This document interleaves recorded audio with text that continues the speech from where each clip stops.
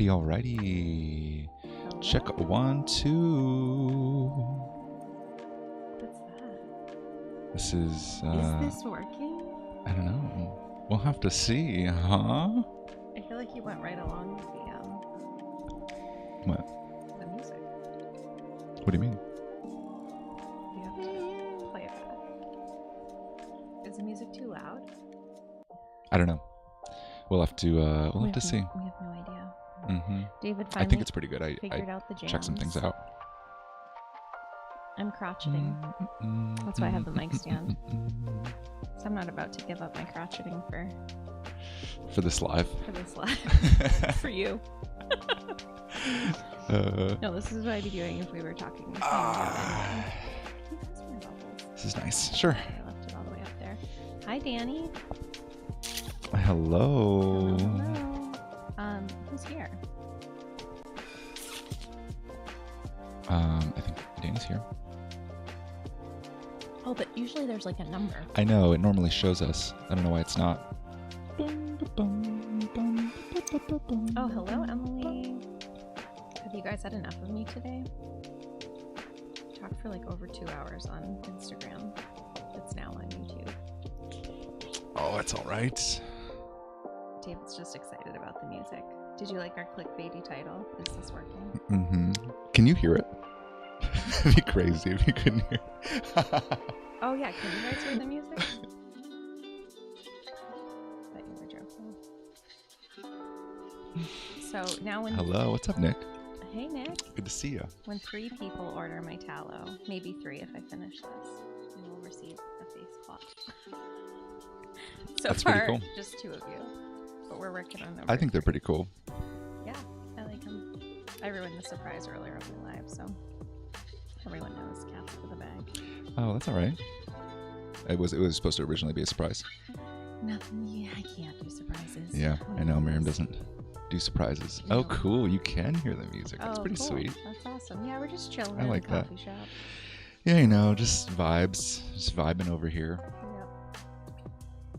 All right, what are we going to talk about? I don't know. I was trying to think of something to talk about, and then you were like, I got plenty. I do, but I don't want to just take over. Oh, I mean, well, talk it out. What do you think? Do you have some things off the top of the dome? Top of the dome? Which dome? How many domes are there? I mean, I have a lot of things I was thinking about earlier today.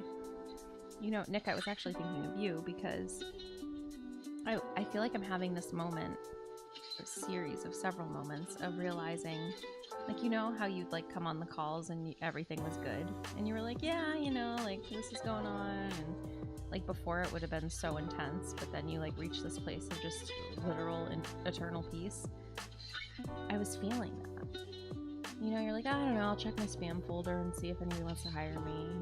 Like, or like, oh, I found a few jobs in my spam folder, so I got back to them. It's like, wait, what? Uh-huh. Just like absolute, like, just trust in the whole orchestration. And I'm like really feeling that. I'm feeling like, and this is just more about me, like it's, I don't know if this is a self-centered conversation, but I feel this like, I'm like, oh, now I'm finally the person that I always wanted to be. Like, I feel like my talks and my things online are so much less about me processing shit. And they're more about, like, just, like, reminding everyone how good they are and how connected you are and that you haven't fucked up. And, like, it's not even reminders to me because I know that. Like, I feel so, I don't know, I've just reached this different place inside that feels, like, very grounded, very mature. Like, I don't feel rattled by, like, anything. Like, I don't feel spooked or bothered, or like, it's like no one can take this away from me. And I don't know. It's just, it won't go away. And it's cool. Like, I feel like I can finally like teach and talk, and like I have an endless supply of things to fucking talk about. Like, I don't know that I've always felt this way. I felt like I've had to like push off of like what other dumbass spiritual teachers are saying online. But now I'm like, I don't even care. I like unfollowed those people, and I don't even want to look at them because I know they're retarded. And why would I want to push off of like retardation into more retardation? Like, it doesn't go anywhere. Hey, Ben. Yeah, we are vibing today. And I figured out the music. I figured it out. It was a long journey. First, I thought we needed a Mac Mini, and then I thought we needed a mixer. So I found both specs of both. I know exactly what I would get in both scenarios. And then I realized I just needed to play music on the computer. It's embarrassingly simple. Because I realized at some point that we already had music in the intro and outro, or in the outro. I was like, wait, why don't I just do that? That's crazy. So this is Yeah, I made sure to add a little bit of this Japanese song in there. No, that's just not true. Originally, you didn't. And I said, wait, you should add that. And then you were like, it's going to go in our playlist. I don't know what you're talking about. This has always been my jam. No. It's my number one jam. What's it called? It's called Samurai. No, and the other one was this. It's called like Sad Samurai. This one's something like Japanese Garden or something. Okay. Well, anyway, it comes in at the perfect time. I do like it though. I like it a lot. So, I figure we'll have this like kind of chill, laid back, beginning of the stream. Yeah. And then, we'll transition. We'll get into some real shit. Well, I thought I was already in some real shit. You were. And the soundtrack was pretty cool to it. Cool. That's great. Yeah, I thought that was pretty sweet. And then what happened? Nothing. Just, do you have any response to what I said? Yeah, I think it's interesting, but yeah, I think we can get into it. I do want to turn off the music at some point, so. Oh, yeah, I was thinking of imagining. Yeah, when? Yeah. Probably right about now's the time, I think. Right about now. Okay. Just enjoy it. Just a few more seconds of this. I worked so hard today. Just trying to get this in. So now we're just all listening. We're not talking to each other. No, yeah, we're just all listening to my hard work.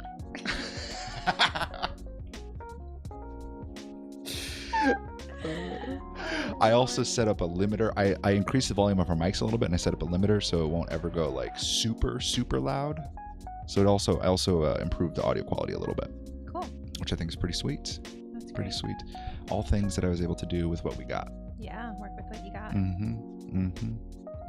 All right. That's how God feels about us. Ugh, gotta work with what I got. At least that's what I imagine. Fantastic. Good job. All right, and with that, we're now transitioned into this segment, which is getting real. It's time to get real. Talk about some real things. I think it's good that you're finding that place within yourself. Great. Thanks. Yeah. I don't know. I don't know what I'm entirely supposed to say to that. I do agree. I've been hitting a different place too. And it's with little things I'm noticing. Like I'm noticing like messes. I'm caring less about messes. Same. Like just wanting to like keep the vibe of the house a certain way to, whatever. I'm starting to like let things slip a little bit, and I am not minding as much. I have my moments. Did a shit ton of dishes today, kind of angrily. But well, it sounds like you minding. I know that sounds like I'm minding. I know I'm not backing up my statement very well. But overall, the sense is that it's fine. Yes. The sense is that it's fine. And it's making it easier to live here. Well, that's good. Yeah. 100%. So I don't know. I guess I'm noticing similar threads. But I feel like you're on something different. Yeah. You're on that new. I know. So I want to I know, I'm like, I'm unrelatable to you. That's fine.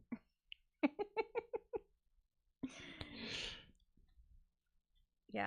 I mean, I feel like I've been talking about the same thing for a while. This like bit a while. Yeah, for a little bit of while, hot minute. This overall kind of transition to the second paradigm.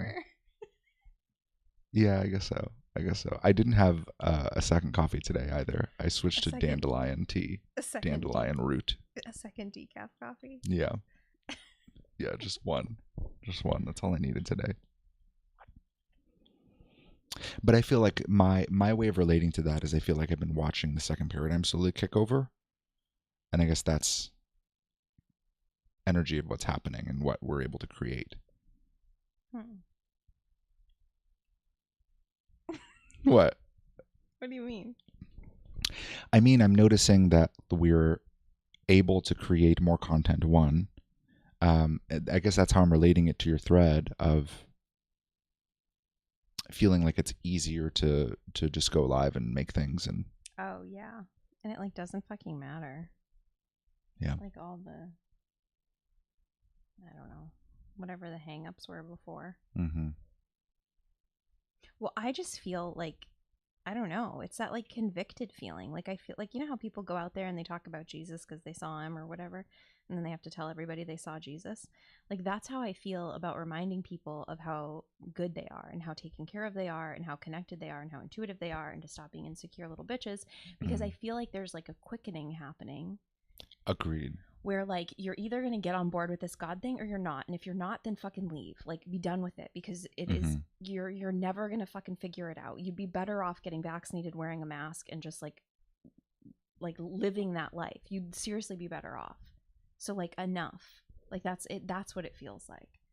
That's the like fire in me. But then the other piece is like, because you're good, you're ahead, look at what you've done, look how far you've come, look at everything you've overcome. No one will ever see you, no one will ever recognize you, you'll never be praised for your gifts. Can that be okay? Are you still willing to walk this path? Yes or no? Like we gotta like get the answers and move it along, because like this hemming and hawing and confusion and who the fuck we are is ridiculous, and it is like, it is proof that darkness works better here, and I'm sick of it.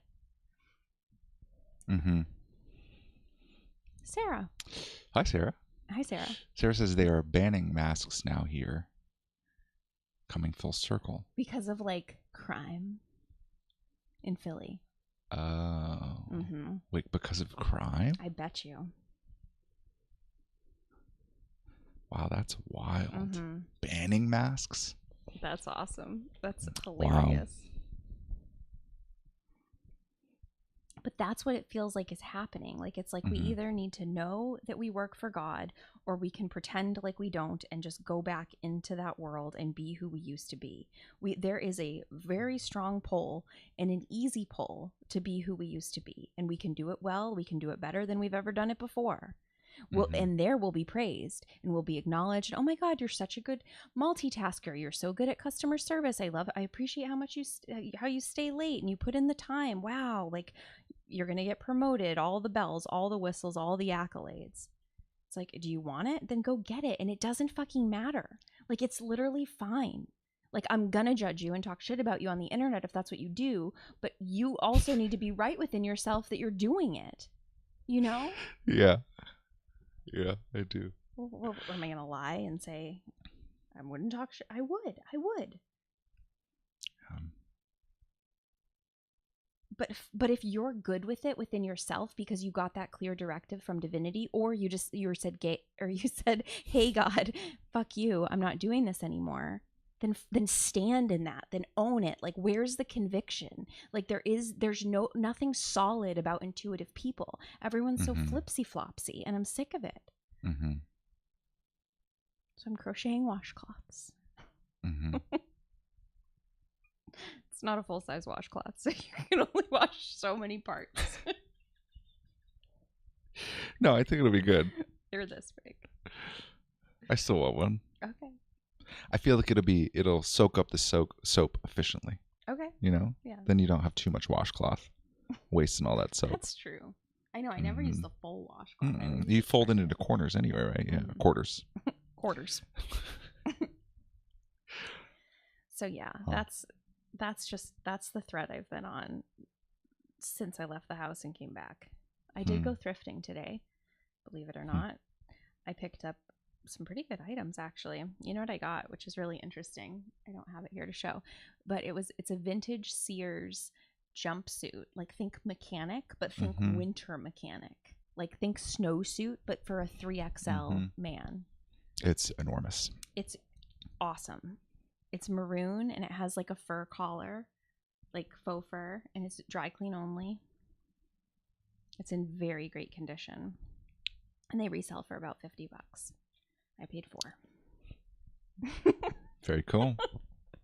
That was my eBay win of the day. Mm-hmm.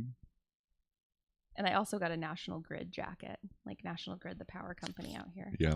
That one would be a good one for apocalypse times. I know every jacket like that we've been getting, we're like, should we keep it for the apocalypse or should we sell it on eBay? It's like a real decision we're making. We're like, Yeah, we got an Amazon jacket, we got a FedEx jacket. You get more access because, like, if we're in apocalyptic time, nobody's worried about their Amazon deliveries. But if you're there for the power grid, like, that's true. That's true. Wow, you're a hero. Yeah. But then what would we do? Like, steal all their shit and ransack their house? You know, like, no, it's not really the vibe I'm going for. But no, I don't think I would want access to people's homes during apocalyptic times. It's more so to just like buildings or slip. It's more so to slip by. It's like a gray man kind of thing. It's more just being able to slip by unnoticed. Yeah, that makes sense. Because I am too damn recognizable. I know. Everyone recognizes you. And you're so tall. Tall Asians are just so confusing. Anytime I see another tall Asian, I'm like, glitch out like Hillary Clinton. Yeah, I'm just like a walking counter to the stereotype. So everyone's just confused. Yeah, you do stand out. I didn't know they make Asians that big. Damn. Billy, you see this Asian kid over here? Look how big he is. Look at them feet.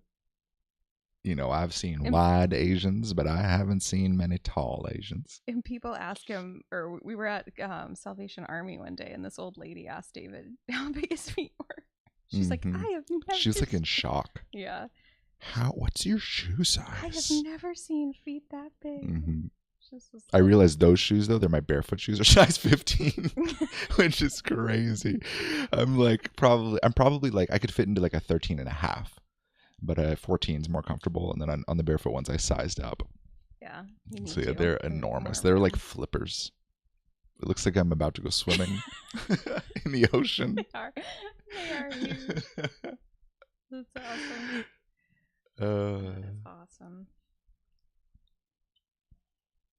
So yeah, I just feel like there's a quickening. There's something like that's having to hash out at a rapid pace of whether or not I agree. Are going to do this or not.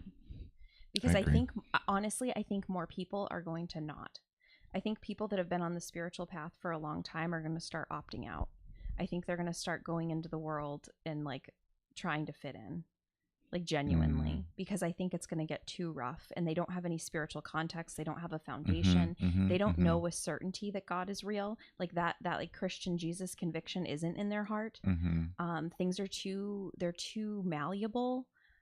There's no actual worldview. There's nothing to rest within. It's all like, well, you know, I gotta like work harder, or it's like mindset, or it's like lack of positivity, lack of gratitude, like not enough effort, not enough determination, commitment.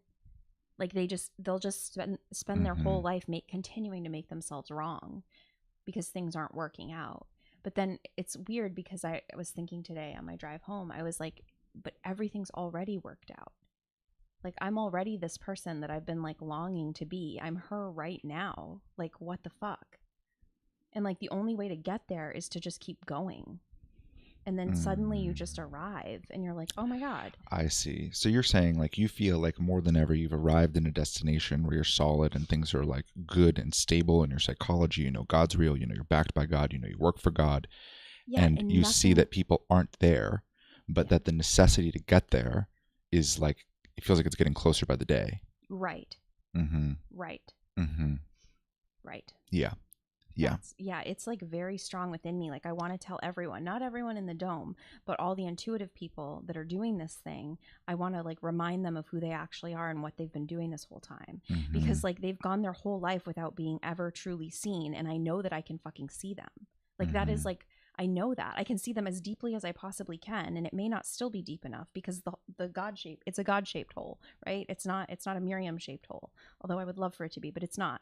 But I can see you a little bit more than the people in your physical proximity. Mm-hmm. And like, there's something nice about that. There's something reassuring about that. There's something soothing about that. Hmm. And like, I'm not going to put up with your bullshit. And that's kind of refreshing, and it's simultaneously scary. Like, but also more refreshing than scary. And like, you have to remember who you are when we talk. Like, you have to. You can't Mm-hmm. keep losing your footing over and over again over like little incidents or little altercations, or like, should I, oh man, I really should have turned right. Like, if I turned right, then I wouldn't have got the flat tire, and like, damn it. It's like, no, like we can't make ourselves wrong. Hmm. Because that's exactly where darkness wants us to live, is in that perpetual place of being wrong and bad. And they didn't even do it. Darkness did nothing for that. We're doing it. We're reiterating it for ourselves, to each other, especially in those self-help, personal development communities where you have to have the right mindset, and you need to commit, and you need to work hard, and you need to not be a procrastinator. Like, we do it to each other, we do it to ourselves, and then it's like echoed back to us in those communities. Mm-hmm.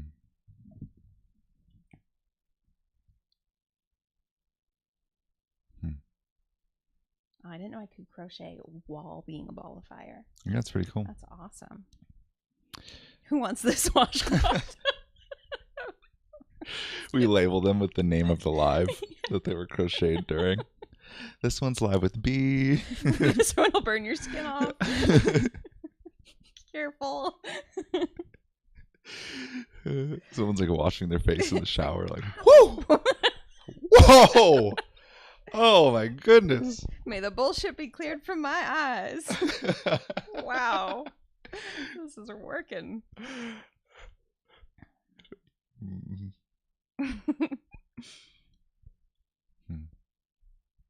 Yeah, that's what I've been feeling. And I don't feel like embarrassed. Like, there's all these like personal elements of it too. Like, I don't feel embarrassed about my perspectives or what I believe or what I know to be true, or being seen for what I know. Like, I don't feel like shy or insecure or intimidated. Like, all of that stuff, I don't know where it went, but it just is gone. Like, I don't feel that like anxious flutter, which I haven't felt in a long time, but every once in a while it'll come up, you know, with like board stuff or like getting together with the board, and I'm like, oh god, here we go, and then it's fine. I'm like, oh, okay. And that, it just keeps like, I don't know how to describe it. It's just a feeling inside of me, and I knew this was going to happen. Like, I talked about it. I felt like it was building in 2019, yes, but then again at the end of 2023, I was like, I'm going to be different. I know it. I can feel it. Because I was feeling like all the similar threads, the reminiscent threads of 2019 in me. And 2020 changed so much. I was like called to be more bold and braver and speak out. And that was even before anything had happened with the world. And now this time I feel like I'm supposed to be like a place and a person that people can turn to, that intuitive spiritual people can turn to for reassurance that they haven't fucked up. Because every other spiritual teacher will want to tell you in some way that you fucked up and you need their course. And I fucking hate that. Yeah. I will not stand for that. Like, I will tell you for free until the end of time that you're good and that you can trust your channel and you know exactly who the fuck you are. And if you don't, like, sit with it for a second. You'll find out. Just remember. Lord have mercy. Yeah. Because like everything, like I was saying this on my live today, like there's nothing behind what David and I are saying. Like, if you want to go deeper into this work, you can, but you don't have to. Like, it doesn't fucking matter. And like, my safety and survival and our income is coming from fucking eBay right now. I'm fucking slaying on eBay, okay? Like, but what, am I going to be a reseller? Now we need to pivot. Like, this is where the money, no, I'm me the whole fucking time. And it doesn't matter where the money's just going to come when it comes, and it's going to leave when it leaves. And it's irrelevant. I don't need to play a character or pop into some identity that's not me in order to make more money. Because as I was saying earlier today, I could easily start a channel. I could start reselling. I could show you guys all the fucking clothes. It would be interesting. We'd probably have fun. And like, you guys might even want to get some stuff. We could do bidding on whatnot for $1. I could fucking do it. I could rock it. And I might. Because it actually sounds pretty fun. And I think about it often. But anyway, That's besides the point. There's all these identities in which we can play into, and none of them are us. And we spent our whole life as spiritual, intuitive people seeking and trying to figure out a place where we belong. And we don't belong anywhere. And that is a good thing. Mm-hmm. And I hope that what the second paradigm ultimately becomes is a place for all of those like feelings of belonging. I hope you can find that in the second paradigm. I hope you know you can say any word you want to say, and I will not be mad. I will fucking love the shit out of it. You can swear, you can be low vibe, you can be miserable, you can be however you fucking are. There's room for all of you. You don't have to change the fucking music and listen to only Om Shaktis. Like, we can listen to some fucking 90s R&B like I was doing this morning. I went downstairs jam into 90s R&B. I like wish I had a boombox. That would have like really that would have really solidified the image I had in my head when I was walking down with that music on. Like, it's like there's because within all of those identities there are rule sets, and those rule sets are bullshit. And then people reference the rule set for how to be in that particular identity, how to be a conservative, how to be a Christian, how to be a this, how to be a reseller. Well, you know, these brands do well, but these brands don't do well. And it's like, well, that's weird because we keep selling Land's End, but you keep saying that Land's End doesn't sell. Like, that's strange, you know? Like, if I were to follow the rules, I would never do what I'm guided to do, which is like, hey, this is nice quality. I'm going to pick this up. And we just sold a Land's End quarter zip maroon men's medium sweatshirt today. 100% cotton. You know, like, it's like we can't operate on rule sets. We need to operate with our connection to God and let that be the rule. The rule set is, did you check in? Like, what's here for you? And people that are selling shit online, I'm beating a dead horse, we know. But just, this is for the people in the future that watch this video. The people that are selling shit online, they don't know. They don't believe that their safety and security is insured. They have no idea. They don't. And everything is to sell you something. And I can't stand that, because they're never going to tell you to check in before you make a manic purchase with their affiliate link. They're never going to say, hey, actually check in, see if it's really here for you to make this purchase. Because if people check in and actually, like, they're like, oh, you know what? It's not here for me to get that right now. Their sales are going to drop. So what does that mean? Their income's going to drop. What does that mean? Their safety and survival's at risk. But when you know that you work for God and you're just reminding people of what God is trying to remind people of anyway, like, yo, slow down, bitch, stop clicking buy now. You're buying an awful lot of shit you're never gonna use. Like, I want that. I want the pause, because it's just more true and more accurate. Like, we can live at the pace of actual life, which is slow as fuck.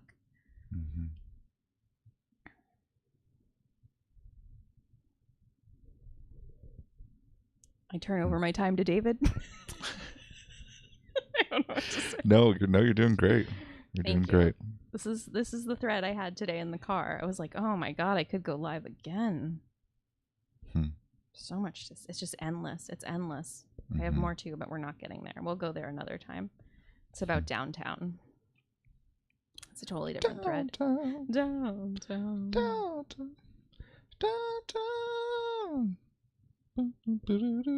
Like, it's not lucrative to tell people to trust themselves. It's genuinely not. It is not a good business model to say, hey, check in. What are you getting? But that's the only thing I can do, and I will do that until the end of time, because I know I'm provided for. If I thought, how can I teach you're always supported and taken care of, but then not believe it and like get people into a perpetual state of fear and then give them a link to relieve the fear, to relieve the tension? That's like, what the fuck?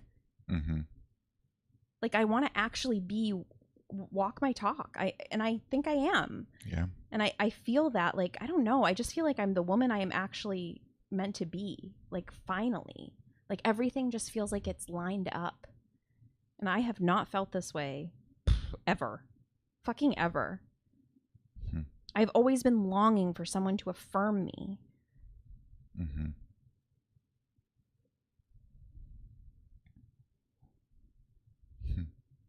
Desperate for it. It's probably why I was like so drunk and slutty in college. I just wanted to like fit in and be liked. Not even loved, just liked.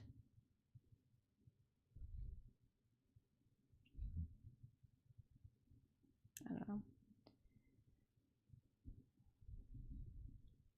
And it's sad when you're like only liked to a certain point. Like people like you until you, oh, well, that's a little too far. And it's like, fuck. Everyone's ideology is so, that fragile that I can't even say like, well, what if Jesus wasn't real? It's like, blasphemy. Out with her. It's like, are you fucking kidding me? We can't just ask these questions. Like, we can't just say like, well, that's weird that like Polaris just stays there all the time and doesn't move and everything else moves. Like, are we fixed? Is this like a fixed plane? Like saying that's offensive? Like, it's like I was saying this earlier, like when I wrote that I was going to vote for Trump or something like that, or, oh, I had the best year of my life and Trump was president or something. I don't know, whatever I said on Facebook that really pissed people off. I was like, it's a 5-letter word. And like people had such a visceral reaction to it. It's like, it's just a word. But then these words have meanings. But these meanings have been given to us. Like we don't even realize how controlled we are. And then it's like, okay, so what if it just didn't? What if Miriam just whatever? Who cares? Like who cares? Yeah. Yeah, because most communities at the end of the day are just validating the core identity that they share for each other. And it makes sense that if you're not going to subscribe to those preset identities that are in the collective field that we all know we can play, if we're not going to play one of those characters, that we're not going to find that degree of community where everyone's just affirming each other, because that whole community is built on affirming the character that everyone's playing, right? Right. Choked my own spit. Fuck. Do you need a swig? Maybe. Thanks for the recommendation. I hate when that happens. Caught me so off guard. It always does. Yeah. Because I find it interesting that we were guided from like very lefty. We were like, okay, let's talk about UBI and Andrew Yang and the future of technology. Elon Musk. And Teslas. Elon Musk and and Teslas. We love Teslas. We love the idea of like robotic cars and of just everything that was the future was exciting. We go from there, and a bunch of people that have very similar belief systems to then swinging very hard right. And I find it interesting that move for us in the way we were guided to do it, it wasn't a move from one community to another. It was just a mass exodus from the community that we were in, and then that was it. And we couldn't get guided into like the conservative pockets deeply enough to build community. No, not for like hugs and stuff. No. Or handshakes, whatever the righties do. I don't know. They probably don't do those long hugs. No. But not enough to like physically build community. Yeah. But online, it felt like there was like similar feelings, like similar people. Like you could find people with. Yeah. But I don't know that we ever were guided to assimilate. No. Do you know what I mean? That's what's happened with every single one of these pockets. Yeah. We get guided into a bunch of things, but we can't become those things. And it's painful not to become those things, because the moment you become those things, you gain community. Exactly. I know. And we're so desperate for it as spiritual, intuitive people who aren't individuated and just blend in wherever. It's like, well, this is close enough. Yeah.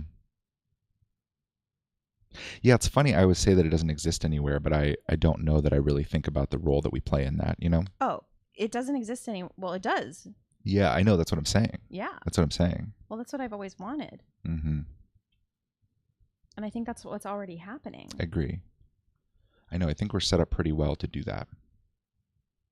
Yeah, I want to be that place for people. Yeah, me too. I remember in the spiritual communities, you like couldn't swear because it was like low vibration, and like I remember there was a phase where like, you know, we shouldn't listen to these songs because they're low frequency, and I'm like, what the fuck? Mm-hmm.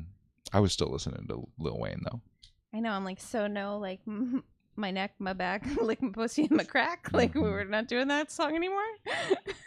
Like I can't even say it because it's gonna offend you. Like fuck. When I was in that spiritual community, I really liked that Lil Wayne song that's like, "I'ma pick the world up and I'ma drop it on his fucking head." Oh, I don't know it. Oh yeah, it's very maybe good. if I heard the music. It's very good. What's the chorus? Rebirth, motherfucker, hop up in that spaceship and leave Earth, motherfucker, think... I'm gone. Motherfucker, I'm gone. I'm gone. That's the chorus. Okay. Mm-hmm. Do you think we're gonna get copyright strike?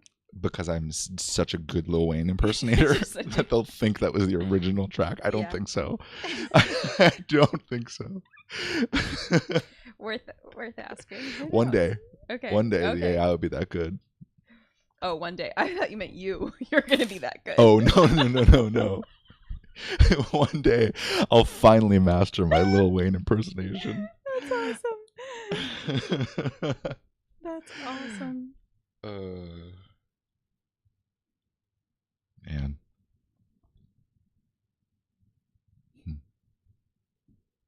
Yeah, this is interesting. I don't know that I can repeat back enough of it for this to be useful, but I saw Matt Kahn posted a short. Mm-hmm. He is a little short. And it was about, yeah, he posted a short person, which was him. Yeah, that's fine. But he was talking like what he said, what the universe is telling me is that we're going through like a restructuring, and this is a time where corruption is being shown in governance. And yep. Mm-hmm. I just find that so fascinating that that's the thread. You're like that Matt Kahn's on now. That thread is rusty, y'all. You're pulling some old. I will say it could just be a bad day, but he looks like shit. Yeah, I know. It surprised me. It very much surprised me. All of those spiritual teachers look like ass. They do not look good. Not the good kind of ass. Well, there's some nice butts out there, and you're like, whoa. Sure. Yeah, not like that. Not skinny jeans ass. Skinny jeans. Yeah, it was surprising. It was surprising to me because we felt like we were in a very similar place to Matt Kahn when we were living in Seattle. Like we were teaching very similar stuff. We were on very similar threads, and the things that he was pulling through like resonated. And now it's weird. It's weird, one, to see in his face that he's struggling. Again, I could be assuming, but I don't think so. And two, that he's talking about things that seem very obvious. Mm-hmm. But it's not. I don't know. Like, is that what the universe is saying these days? It's. Do you know what I mean? Do you know what I mean? Like, where's the feed? So fucking funny. Like, where's the feed? I don't feel the feed? Like, okay, when I feel into the fucking universe, I don't know. I can't even feel into the universe. It's different. I guess it's different is the thing. But when I feel into like God, it's very much like prepare, get really fucking solid. Not like even like prep or prepare. Just get really solid within you. And it's that thread that you were on. That's what I feel here. Yeah. So it's weird that it's like back in like 2020. I know. Corruption's being exposed. Yep. And then the comments are like, one of the top comment is spiritual teachers need to touch grass, which I don't know if that was to him. Yeah. But he just put a prayer hands emoji underneath it. He always does. And then someone else said, if you say anything bad to him, he says, I love you. Yep. And then someone else said, oh man, if only Marianne Williamson won the Democratic primary, then maybe we would have had a chance. It was like that energy. That was the second top comment. God, she's a fucking And then he basically said, like, oh, you got to trust in the universe's plan for things. Underneath, that was his reply to that. God. Trust the plan. I don't know how I would be doing either though.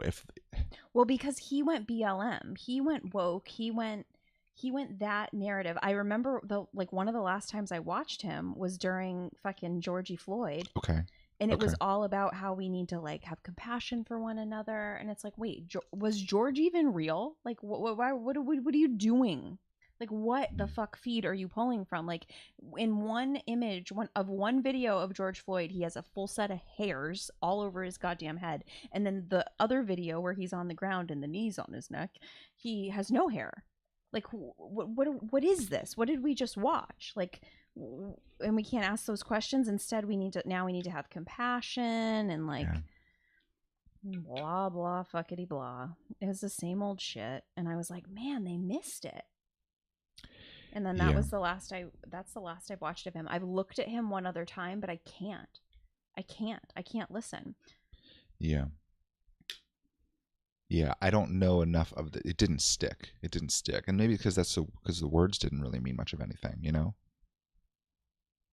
Guys, we're eyeballing. We're not doing real measurements of these washcloths, so everybody's gonna get their own unique size.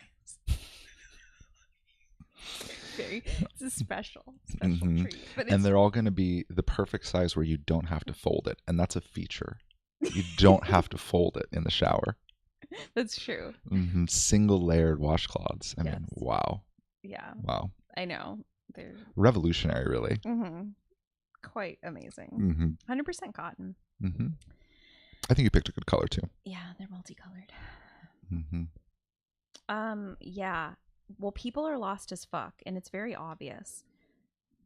And I feel like that's another thing that's like telling to me, like, it's like, oh, okay, so we have been doing something this whole time. Yeah. Like this isn't just like a pretend we're building something over here and someday hope that maybe it'll get out there. It's like, oh no, we've been building something for a very long time, something that other people haven't been building, other than those of you that have been with us for this whole journey and built your own solid foundation within yourself. Like, that means something, and that's going to matter big time. Because like, you look at people like Matt Kahn, who's supposed to be giving like sound advice to ungrounded spiritual people, and there's nothing sound about it.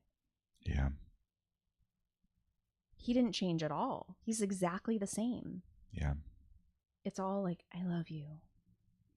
I love you. Extended eye contact with strangers at the grocery store, telling them he loves them. I did think that was weird.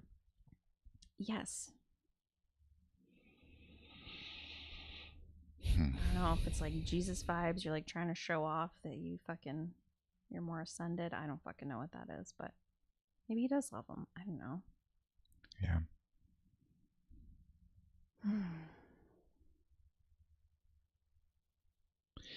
Yeah.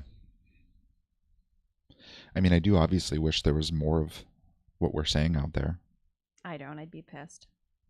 In all honesty. I'd be like, what the fuck? That's what I should be doing. I need to be saying that. Why the fuck are they saying that? Sure. That's where I would go. But I know what you mean. Yeah. Like, I wish it were more common. There was already kind of communities around it. There was already a pre-existing market to some degree. It was already like... Oh, yeah. Like, and people already kind of understood it when we were talking, and we can take things so much deeper. But we're just not there. No. But that's okay. Yeah. Oh, yeah. All right. This one's going to be one row shorter than the other two. That's all right. That's pretty good. That doesn't mean anything about you. Don't let it define you. If you get the short washcloth, you won't even know. Yeah. Is the thing. You don't think you could do another row with that much string? No. It's yarn, and no. I could try. No. You don't have to. We'll see how it goes. I can probably pull it apart, but I'll try. Oh, that's cool. Yeah. That's interesting. You watch Matt Kahn. That's not usually your jam. No, he just came up. I don't know. Let me pull it up. Okay. I think that's useful. Well, you know what else I've realized too? There's another degree of comfort, and I think this comes from you doing whatever you've been doing over there. You know, your internal work. No, look how far it didn't go. It only went to there. The string was like the length. Oh, wow. Yeah. I didn't realize that much string gets used. String. Yarn. Loops on loops on loops. Wait. Oh, you know what? I used to like, I mean. Oh, it was on Instagram. That's why. Oh. It's because I don't. I don't go on Instagram. Oh, so you were getting all the people you Well, yeah, follow. because I was feeling like I was needing something. So I was scanning. Okay, here we go. Yeah, let's see if it's... If it's as bad as we... Mm-hmm. Oh, he looks terrible. I know. Okay, hold on. How do I go like this? Okay. What is it that 2024 is a year that I call the quickening? And in this quickening, we both have on the external level the quickening of revelation of corruption and the exposure of global ego structures. And what I am being told by the universe is another collapse of Rome, the collapse of how media has been used to deceive and how greed has been running this planet. And 2024 really represents a pivotal transition into exposing how the planet has been run and allowing the planet to be recreated, reconstructed from the inside out, allowing the vibration that we are cultivating within ourselves to begin influencing our world on a communal and on a societal level. 2024 is a year that I call the quickening. The quickening. And in this quickening, That is funny because I did say there's like a quickening happening with needing to like get on board with God. I can see what he's saying. I can feel that same thread, but it feels old. Mm-hmm. It doesn't feel like 2024. I feel like the corruption's already exposed. And I feel like the groove is to say and to believe that we are bringing upon a new earth. That's what they want you to think, and that's what darkness is doing.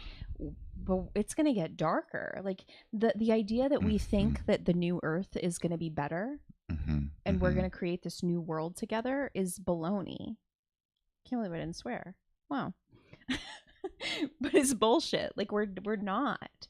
Like we're living here in this reality crafted by darkness, and it is our job as little God workers to I don't even fucking know. It is. Yeah. Go. Well, I think that's why people are struggling, right? Is because the idea that we are living in a dark world, that's a negative idea. Right? So like, since that's such a negative idea, you can't think that way. You need to have hope so that you can anchor the vibration that's going to then become the next thing. So you're watching the world being taken down against your will, and you think in some way that the only way that you can prevent that is to imagine that it's not happening or to hold a different vibration, right? I think that's why people are struggling, because they're having to hold a degree of spiritual delusion that's getting harder and harder and harder by the day to hold. So then you get messages like that where it's like there's a spiritual deconstruction and reconstruction, and it's the fall of Rome. Precisely. Yeah. Yes, it's the false hope. Like, I love that we've been walked into this place. Hi, Emil. Howdy. He looks dead in the eyes. Yes, Ben. So you have to be dead to say those stupid fucking messages.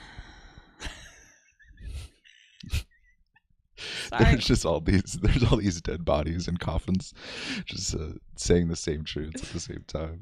They're channeling the fall of Rome. Okay, so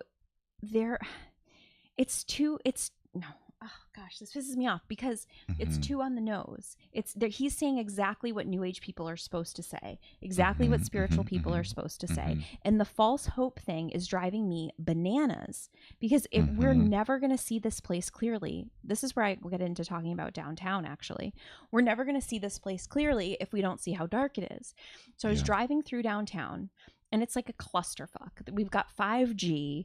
They're digging up the center of town square, the triangle that points to the Freemason Lodge, which I'm sure has nothing to do with anything.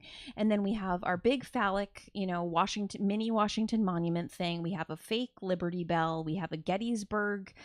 We're not in Pennsylvania. We're not in Gettysburg or Philadelphia. And then it's right next to our city hall, which has floor-to-ceiling windows underneath in the basement. Ground. Like there's just, you see some stuff. Yeah, some questions. So I'm driving through downtown and I'm just thinking like, wow, it is so dark here. Like, but not, it's just, I'm having my own little experience. And it's like actually dark, like chemtrail hazy dark. Like yes, it's daytime, but like it's so like there's no sun. You can't, we're lit up, but we don't know where the light source is coming from because you can't see anything.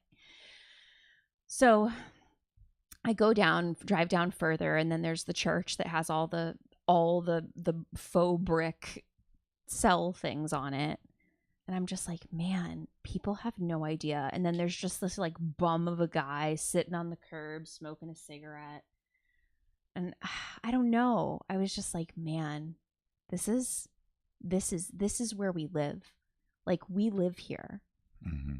Like, we need to see where we live. So then on the way back, I'm picking up that same thread. I actually was thinking about Ryan Garcia. I don't know if you want to get into that whole conversation. The fighter, Ryan Garcia. Sure. I don't know. Okay. Well, I was thinking about him and checking in on that, and I'll get into that in a second. But then also downtown we have all these light posts, and then it says hometown heroes, and then there's banners of these dead soldiers. Mm-hmm. There might not be all dead, because I'm driving and I'm also looking to see like, okay, how old are these pictures? And they're like color corrected, it's so some are like mm-hmm. World War II, World War I, Korea, Vietnam. There's all these names and titles. And I'm like, oh my God, Darkness has done such a phenomenal job crafting these like LARPing roles for us to play. Because these people, it literally says hometown hero. They're in a military uniform. It is so honorable and patriotic to join the service. Like, it is so noble to join the service. And to literally play pretend that that's your enemy because someone told you that those people are bad, you good. You must kill bad people. Like, we just play these games of pretend over and over and over again. And me and God drive out of downtown, and the posters stop. Then there's this huge American flag at the police station and a huge Massachusetts flag. In the level of brainwashing, like it's like everywhere you look. I remember when I first started waking up, I went to a sports game, like some football or baseball, or I went somewhere to some arena, some stadium or something. And I was so triggered by how much advertising there was. I was like, this isn't right. This isn't right. I remember just being so like, and whoever I was with, I think I was with Sarah, she was, whatever, it didn't fucking matter. I was like, there's Coca-Cola there and there and there, and they have it on the field, and then there's that sign, and then there's like, I couldn't stop seeing it, and it felt like it was invasive. And then years later, we watched that movie with like, he puts on the glasses and it says obey and consume and all of the things, and that's literally what it felt like. They live. And then, so this whole experience driving downtown, seeing these hometown heroes, and it's like, there are so many layers of manipulation. Like, we even like leaning into the conservative movement, it's like, oh yeah, that's great. Like, without these soldiers, we wouldn't have freedom. Like, they fought for our freedom. But then it's like, but what is are we even free? Like, this place is a psychological prison. The fact that we think we're free is the biggest joke of all time. They must think it's hilarious that we think we're free. We think we're freer than North Korea, and we're not. Like, yeah, maybe we can say more or whatever. But like, in the grand scheme of things, it's the same prison that we're all living within, and it gets perpetuated. And then we do it to each other. Like, we're like, oh, well, the people at City Hall, they weren't thinking of some evil agenda. They were thinking like, oh my gosh, this is great. We can showcase who from our town has been in the military and in the service and served. Like, this will look great downtown. It's very patriotic. Like, it comes with all of these good things, but we're just role playing. And that's what 2020 was role playing. It was wearing masks, getting vaccines, and playing into the script that they want you to play into, and being that character, never individuating, never have an opinion, never bringing your soul here to earth, never bringing God here to earth. Like, fuck. That's the shit I want to hear Matt Kahn talk about, not fucking Rome, the fall of Rome. Yeah. Did Rome even fall? No, we're still living in it. It's still a fucking shit show. Nothing's changed. It's the same old song and dance. Yeah. Hi, Chelsea. Hi, Chelsea.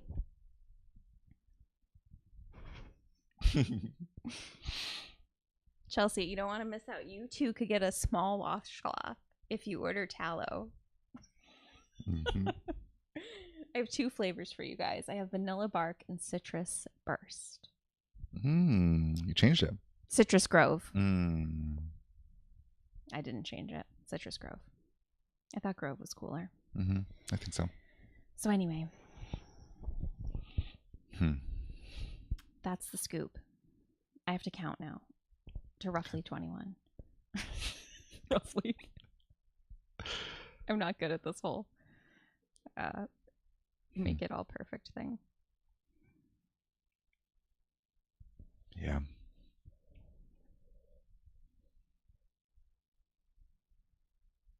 Yeah, it's hard to see things clearly. Okay, 5. So the part of seeing things clearly and seeing how dark it is here, like, yes, it hurts and it feels like you're going to be sucked into a pit of like darkness forever and just be consumed. Sure. But eventually it gets to the point of realizing why the fuck you're here. I know. Like, how is it that you're going to be able to see so clearly, but yet you're consumed by it? You can't be aware of the thing you're consumed by. You can't see the thing clearly that's consuming you. That doesn't make any fucking sense because it's not consuming you. Because you're actually free from it. You're psychologically free. You're mentally free, spiritually free, emotionally free. You're all the frees. You're actually free, financially free. Like you're experiencing actual freedom when everyone else around you isn't, and they're completely incapable. That's a big fucking deal. That shows that God is real and God works and God exists, and it's just what that shows. Yeah.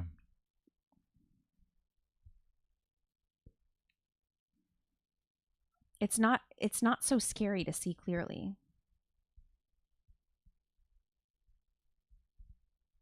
We can't be afraid of seeing clearly.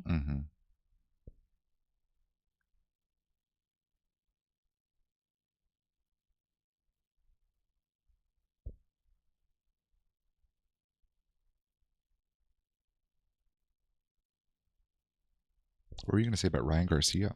14. 15. You're with me. 16. That's all right. 17. It's a cliffhanger. 18. 19. You going to put on some music, take a quick interlude? 20. No, I just have to go I just have to go to 21. But they're actually 22. They're 20 wide, but you cool. kind of dropped the last one. That's great. Okay. See, there you go. Just a little thing. Ryan Garcia. Okay, so you know me, I love Jake Paul. So Jake Paul called Ryan Garcia because I don't know. They've been talking. Ryan Garcia is a boxer. Yes, they've been talking. Small guy. Shit. Yes, he's small. He's little. I don't know what weight class he is. I don't know, 135 or something. Yeah, I'm not sure. Maybe bigger. More, yeah, like 150 maybe. So anyway, they're whatever beefing or whatever. And so Jake, I see on Jake's story that he calls him, and Jake was like, "You're little, man. You're little. Like, why are you like talking to me? Like, I'm, whatever." So they're getting in their beef, whatever. And then that's kind of it. And then people are like concerned about Ryan Garcia, and I'm like, "Wait, what's going on with him?" So then it turns out he went on Spaces. Is that what it's called on Twitter or X? Spaces is Instagram's Twitter, right? Or no? That's Threads. Oh, that's Threads. Oh, so Spaces is where you talk. That's where you listen to like Alex Jones, and when you remember you. Oh, listened to... yes. Okay. Yep. So yep. Alex Garcia was on there with some black guy, Dom something. He's like a conspiracy theorist who was recently on Patrick Bet David's podcast, I think, or Tim Cast. I don't know. He did some like right conservative podcast recently. Oh, funny. But also not Dom from like Love Is Blind, right? Not that. No, not that Dom. He's like a Dom with dreads, I think. I don't know. Okay. I don't actually know what he looks like. So him. So it's Dom, Alex Garcia, and Andrew Tate are in Spaces. Okay. So Ryan Garcia is basically exposing that Bohemian Grove is in fact true, and that they tied him down, and he had witnessed child. We can fill in the gaps. I only just don't want to say it because I don't want to say it, not because I'm trying to self-censor myself. And he goes into a little bit more detail. Like, it's a little more graphic, which I did listen to. And it's sad and disgusting. And resonates, obviously, because we all know this. Like, we've all heard, we know Bohemian Grove, we know Alex Jones, we know, like, so now he's being seen as crazy. So now they're writing him off and saying that he's like losing it, and like, you know, other people are chiming in like, where are his people? Like, why isn't anybody looking out for this kid? Like, he's losing his mind. Like, his people should be protecting him. Like, so I was checking in about it because when I was driving today, I was like, what is the deal with this thing? And like, why I get fascinated with these things, I don't know, but I do. And what I got back was like, because, okay, so this is where it goes for me. I don't even know. So when Matt Kahn says that things are being exposed, corruption's being exposed, like, I feel like darkness gets a kick out of sharing what they're already doing and then watching like one subset of the population be like, yes, we knew it. And the other subset to be like, what? No way. That's not true. That's crazy. Like, what, you just say a bunch of people go in the woods and do crazy stuff to kids? Like that, nobody does that. You know, like, it's like it divides the people. It's very divisive. And I feel like darkness loves seeing that play out. So there is a level of like the exposure that's happening, but it's been happening this whole time. Like, they've been exposing themselves in movies. They've been exposing themselves in the signs. When you enter a new town, there's always a Freemason sign in every single town you go into. Like, the exposure's been there. We've just had scales on our eyes, and now we don't. So I don't know. I was checking in about Ryan Garcia, and basically, like, I think he's being honest, and I think they're going to let him go, like, let him flounder and like see where this goes, and nobody's going to try to stop it, like his handlers included. Like, and I think it'll get like classified as like a Kanye moment or a mental break, or like how he needs to be in a psych ward, and like that's just crazy talk. And Sure. But I think like when I feel into him, I feel, and always felt when I would watch him on YouTube, because he did like a lot of collabs and stuff with other YouTube creators. He has his own channel, I think. Does he? Yeah. I always felt like he was a good person, like especially when he was like little, like young. Like, I always felt like, I don't know, I was just like, oh, he's a good kid. And now, I mean, I don't know. I think that stuff really messes you up. Oh, and what came to me while I was driving is that there was like a fracture in his psyche. Like, it's like all of that stuff that he had seen, it was like split. Like, it felt like it was living in a different piece of him. And whatever has happened recently, that all those memories and all of that, his experience is now accessible to his like conscious self. And he's been tweeting out like crazy. He's like, I'm not suicidal. Like, this is really me. That's why I came on Spaces, because I want you to hear my voice. Like, these are really my experiences. These are my thoughts. Like, so I don't know. Maybe this isn't interesting, but no, I think it's interesting. I like the thread. I mean, there are a bunch of good people. We were kind of talking about this on the members live, actually. But there's a bunch of good people who are doing dark things and who are involved in dark things, because dark's actually pretty fucking broad. It's most things, honestly. Yeah. And I think there are people who come up in these various lanes and they see a lot, or they are involved in a lot, and at some point their kind of conscience gets the best of them, and they want, like, I think the thought is like, I have big enough of a platform now that I can do something about it. So I think they start talking out, but I don't think there's anywhere for him to go. And maybe that's why you were feeling that there's nothing that they're going to do, because what do you do, right? Like, what can he even do?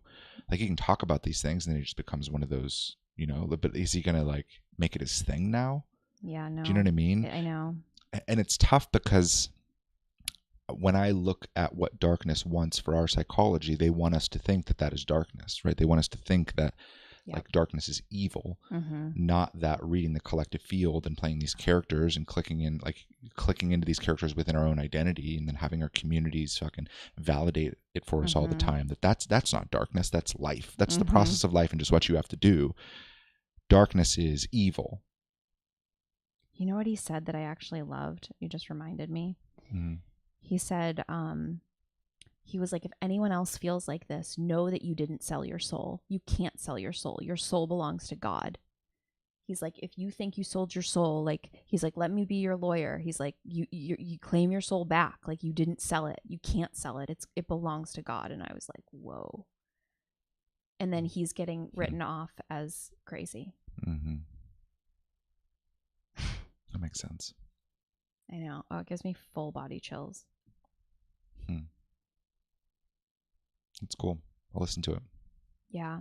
Yeah, people like have been sharing it, and then it keeps getting taken down because it's so graphic. I'm sure it's on like BitChute. Oh, it's definitely out there. It's still even on Twitter. You can find it, or X, or whatever the heck.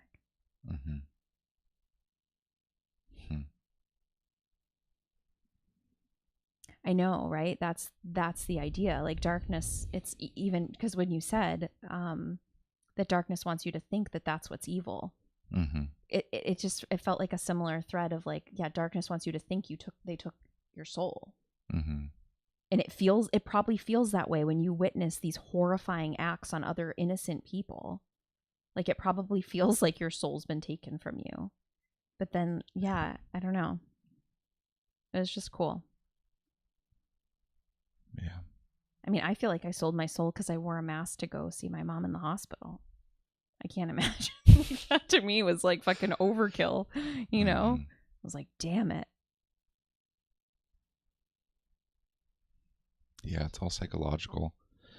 I don't know what's behind that curtain, of celebrity.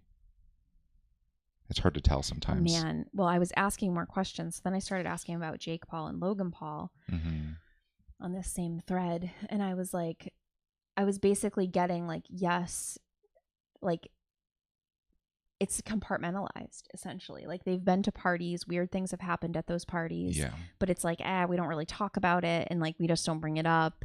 But like my life is good. Like it's like like there's a lot of distance, at least currently, for both of them.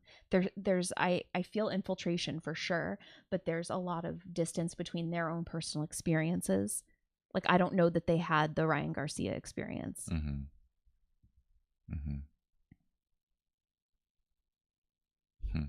But I heard like Disney didn't get him, but this will, about Jake Paul. And I'm like, fuck. Like because he tried to be a Disney star and that didn't work out. And But what will? Whatever this next thing is. Oh. Like there's really no escaping it when you're in those levels of limelight. Yeah.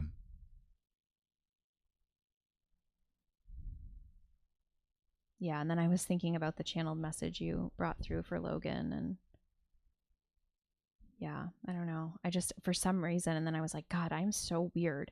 I'm like over the age of 30, and I've been over the age of 30 this entire time that I've been fascinated with these Paul brothers. And it's all because of David, because he was watching Logan Paul, and I was like, oh my God. And then I like hated him, but I loved him. And then that was it. And then I was in, and I don't think, I mean, now I've missed videos and podcasts and stuff, but for the longest time, years and years and years, I've watched every single piece of content they've ever put out, but like from a place of like fascination, like observing, like, what is this? Where does this go? What are they doing? Like how deep is this? And then obviously my conspiratorial part has taken and it's a great over. window into celebrity, because you slowly watch them become celebrities, right? Oh yeah, I mean WWE star. He's got like Logan Paul. He's got dolls. His action figure. That's the epitome of celebrity. I feel like being an action figure. That's like every little boy's dream when they're like wrestling in the backyard. Yeah. What were those pillows called? Those like Hulk Hogan pillows? You're probably too young for that. Nick, you know.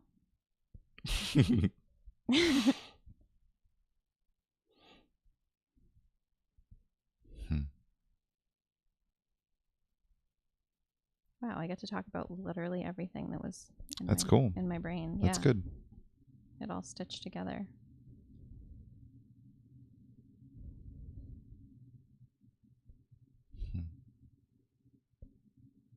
Oh. Yeah, seeing this place for what it is isn't a bad thing.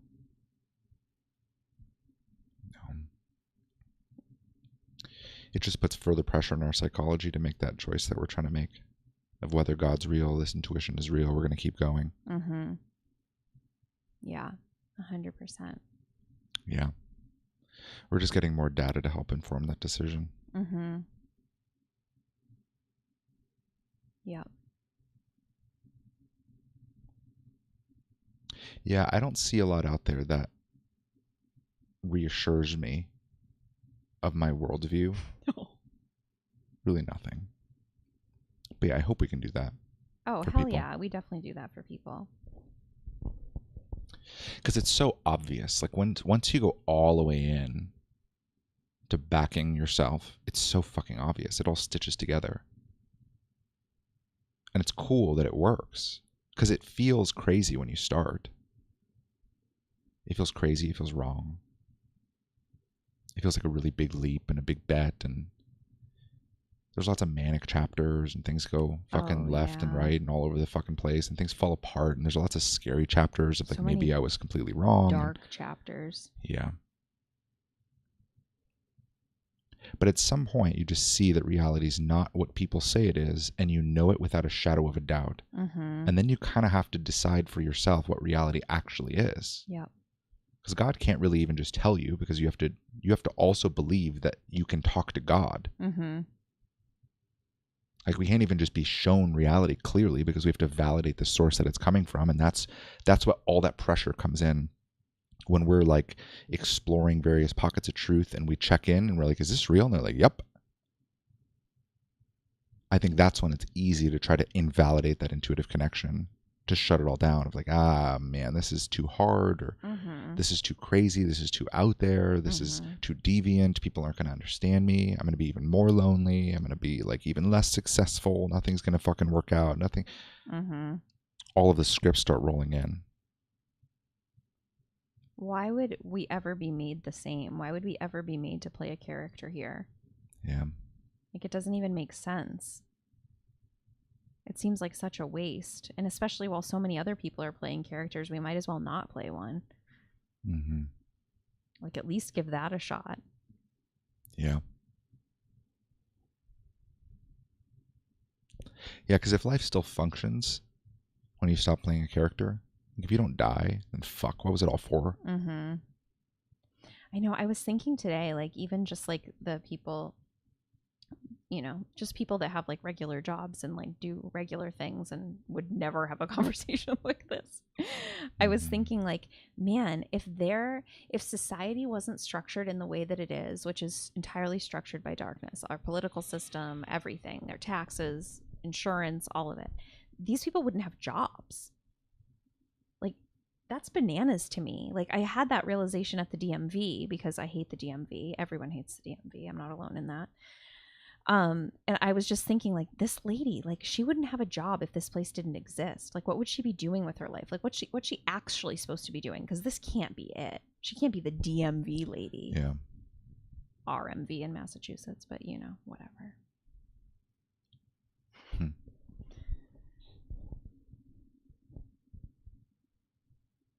Yeah, and I was thinking like, and that's the whole LARPing aspect, right? That's the whole role playing. Like, everyone's just playing these roles like, oh, I'm an insurance agent.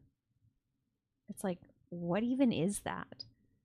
Like, that's a man-made construct entirely made up by darkness to keep you in a perpetual state of fear that someday maybe something bad will happen and you won't have enough money to pay for it. But if you keep giving us copious amounts of money every month, then you'll be safe. Then we'll maybe pay for it. Yeah, then we'll maybe pay for it, but probably not, because you whatever. You're not covered by flood insurance. Oh, sorry, you're right out of the zone. It's like, fuck. Like, it's wild. Yeah. And then who would those people be? And are those people even meant to be people? Or are they just meant to be exactly what they're doing? Because old spiritual me was really frustrated with everyone doing something stupid. And I still get frustrated, obviously. But now it's like, okay, well, that's just it. Like, that they're doing it. Like, that's what they're supposed to be doing. Like, that sucks. Like, so glad I don't have that assignment. Fucking blow my brains out. And we're not going to know. We're not going to see it. We're not going to see what? We're not going to see the people at who are most deeply entrenched in the world as it currently is have spontaneous awakenings and suddenly see everything we see. That doesn't even make sense. I get an email. Hey, Miriam. That'd be crazy. No, we'll never see it. And I don't think it'll ever happen. I'm not trying to be a negative Nelly. I just genuinely, the more I ground here and see this place for what it actually is, and how stuck people actually are, and how complacent, how they're fine to just stay. They're just fine to stay exactly where they are forever. Mm-hmm.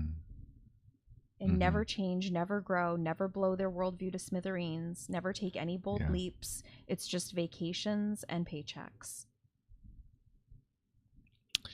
Yeah. I mean, I think you get people in their like 2 a.m. psychology though, and you hit those same pockets that everyone else hits. I think they hit similar pockets to what we hit of that kind of existential crisis feeling, but they just don't do anything with it, and they can't do anything with it. And I think life is just hard. Life is just hard, and that's what it is. People don't even talk about that. Like, people no, they don't. They admit don't. That life is hard. No. Agreed. I think the only like true bonding that happens is like when you start getting on big pharma and you start talking to your coworkers. At least that was for me. Yeah. And then it's like, oh yeah, welcome to the club, Miriam. We're all taking prescription meds. And I was like, wait, what? I'm like, oh yeah, I'm on Zoloft, or like, oh yeah, I've been taking Xanax. Mm-hmm. Not realizing they're just calling in these demons, demon pills. Yeah, struggling I think is very ubiquitous. But you're right that people don't talk about it because that's not the core central identity in the center of those communities, right? It's hard work, positivity, whatever it is. Every industry is different. Every pocket of friends is different. Yeah. But there are shared values at the center, and those are the things you talk about. But you rarely talk about how hard things are. That's so boring. Yeah. I always struggle with it. Talking about how hard things are? Not being able to talk about how hard things are, Yeah. or not having those deeper conversations. Yeah. Not really being able to go there. Mm-hmm. I know. Because it's not just how hard things are. It's like what do we do about it? And what is this place? And what Exactly. It leads to so many other questions. And I guess that's why they're just kept at 2 a.m. It's like, oh, those were my 2 a.m. thoughts. Mm-hmm. And then they kind of get forgotten until the next 2 a.m. round of thoughts. Yeah. Like, that's just insomnia. It's just like, oh, I just didn't sleep well last night. I was just like thinking about stuff. I don't know. Yeah. And then it's like, anyway, you see the game? Fuck. Yep. The game? Oh no. Mm-hmm. I imagine God's just like, damn it. Fucking, you give them bread and circuses. And it fucking works. Yeah. That's all they want. Yeah, essentially. I mean, that's why we're doing this, right? Like, that's why we got this random fucking call from thin air to go on this journey that it wasn't like an organic or natural thing. Like, it fucking hit us over the head. Yeah. Drastically changed every single aspect of our lives. Multiple times hit over the head. Yeah. 100%. But we did that because it's so fucking hard here.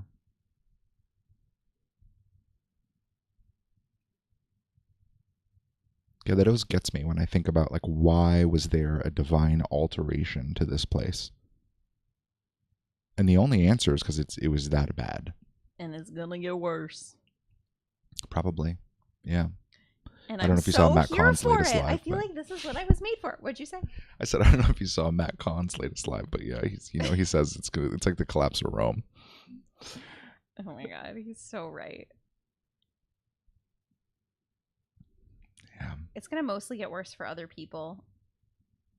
I still will stand on that. I still feel that to be true. We'll have our challenges and things will come up and blah blah blah. But like, it's like, yeah, but I'm good. Like, what the fuck? I'm gonna suddenly not believe that I believe in God? Like, what am I doing? Mm-hmm. I'm suddenly gonna believe that, like, oh no, I should panic. Like, I feel like I just have no fear. Like, all the fear is literally gone, and I don't know what happened, and I don't know who took it, and I'm fine with it. And I don't know if it'll come back, but it just feels gone. Like, the fear, the insecurity, the worry, the second guessing, like, it's literally all gone. Mm-hmm. Yeah, well, there's a threshold, right? Like, there are probably still things in both of our psychologies that can make us spin out if God were to press hard enough on it.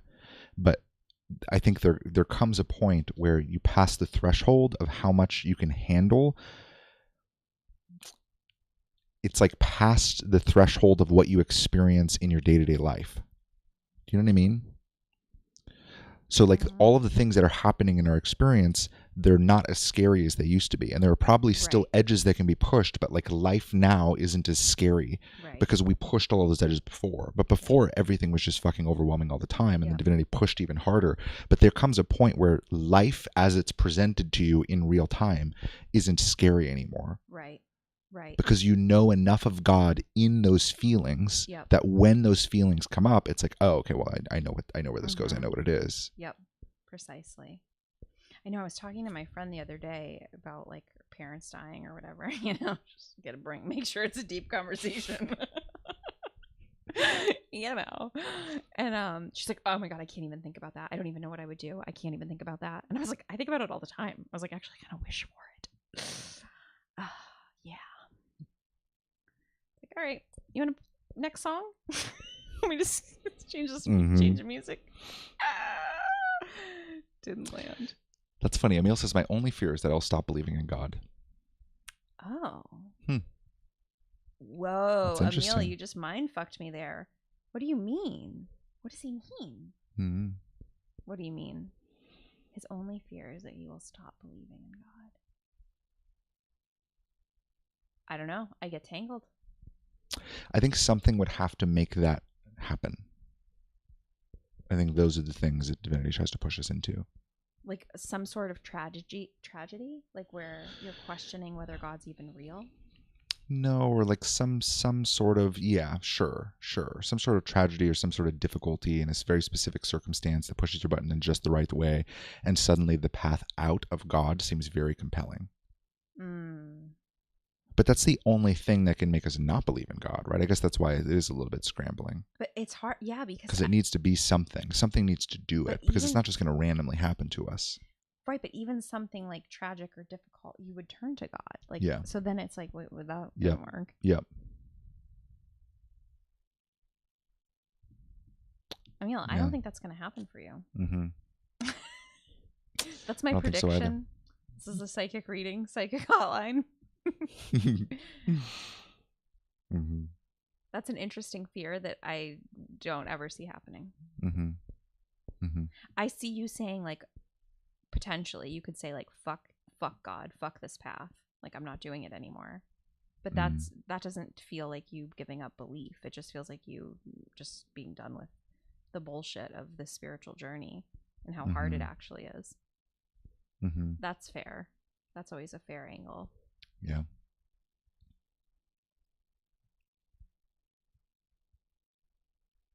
Does anyone else have anything to say? Yeah, I wonder if it's that the consensus would become too convincing. That would like overtake the belief in God.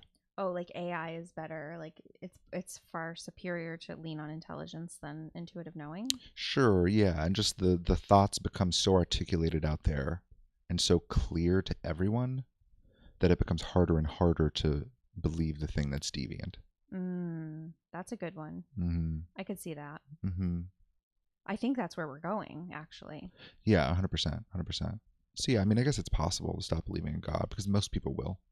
Yeah, because sure. God as it currently stands is a straw man. It's a straw man. It's not even real. Accurate. It's not. People are praying to a concept and they're interfacing with a concept. They worship a concept. They structure their life around a concept. Sets. Yeah. But it's not that. But it's funny because I noticed this when we talked to your friend. That I can tease out. One, and you already heard her name once. I can tease out. Oh, I didn't know if you said her name. It doesn't matter. But I can tease out in her psychology when we're talking that there's a real-time personal connection to God to some degree. Oh, for sure. She goes in. She can go into nature, and for her, being in nature helps her to find peace and calm. And there, she just kind of can think more clearly and see things. Then there's God, and God is like, it's not quite the man in the sky thing, but it's the concept. Pretty close. Right, but it's pretty close. It's the concept of God as people see it. And that thing's repulsive to her. And I understand that. So when we talk about God, it slots in the concept. And this was a few times ago when we hung out, I started drawing lines between the two. And it was interesting watching it fire and connect. We were like, no, like we don't like that thing either. That thing's retarded. Mm-hmm. And we think that the people who believe in that are also retarded, unfortunately. And then she got really stiff in her butt. And I was like, no, we believe that that's God. We call that God. The deepest inner calm within you, and within that place you have access to higher knowledge, and you like get ideas and inspiration. Like that's God. Mm-hmm. That's interfacing with something that's external to you. Yeah, like your And if you follow that, experiences in things will go nature. well. Mm-hmm. Yep. It's interesting seeing that they're so different, and that my definition of what God is so different than what everyone else's definition of God is. That's interesting because I think God will fall. Like, right? God will fall because it's just a fucking concept. It's just a straw man. They'll burn that shit up. And Christians will become stupider and stupider and stupider and stupider. That's just where we're going. I still have trouble buying that 70-some% of Americans are Christian. I have a very, very hard time buying that because I do not feel that. I don't feel that in the collective field. I don't feel that people believe in God. I know. I don't feel that either. But I But guess I if I slot as many people as they say either. Just sure. But if I slot people believing in God as believing in that concept, even loosely, and not going to church and not centering their life around it at all, but believing that there is some sort of benevolent creator to this whole thing and design, like if it's just the difference between like we big banged into existence and we got it into existence, then I guess I can see how the majority of Americans would believe in God, but not.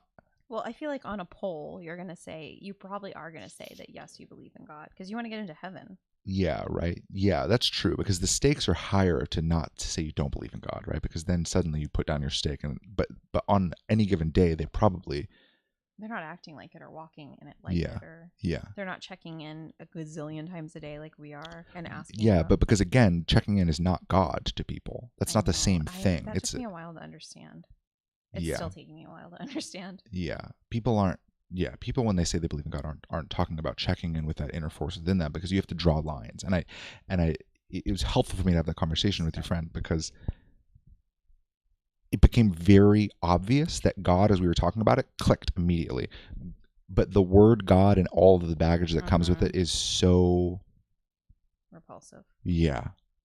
Yeah. And I get that. And there's lots of people like, and I think you can feel the opening more and more to talk about it. Like the new atheist movement, fucking Sam Harris, and like all of those guys, they made it easier for lots of people to talk about this.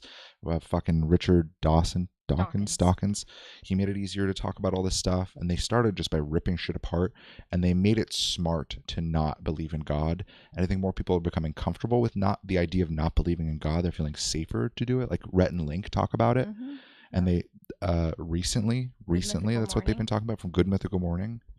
Good Mythical Morning. Today we're going to be eating some frog testicles. Let's talk about that. Those guys are fucking talking about God and how they transitioned out from like I don't know what their denomination was, but they were in the South, right? Yeah, Apex. Oh, okay. Yeah. They were in Apex.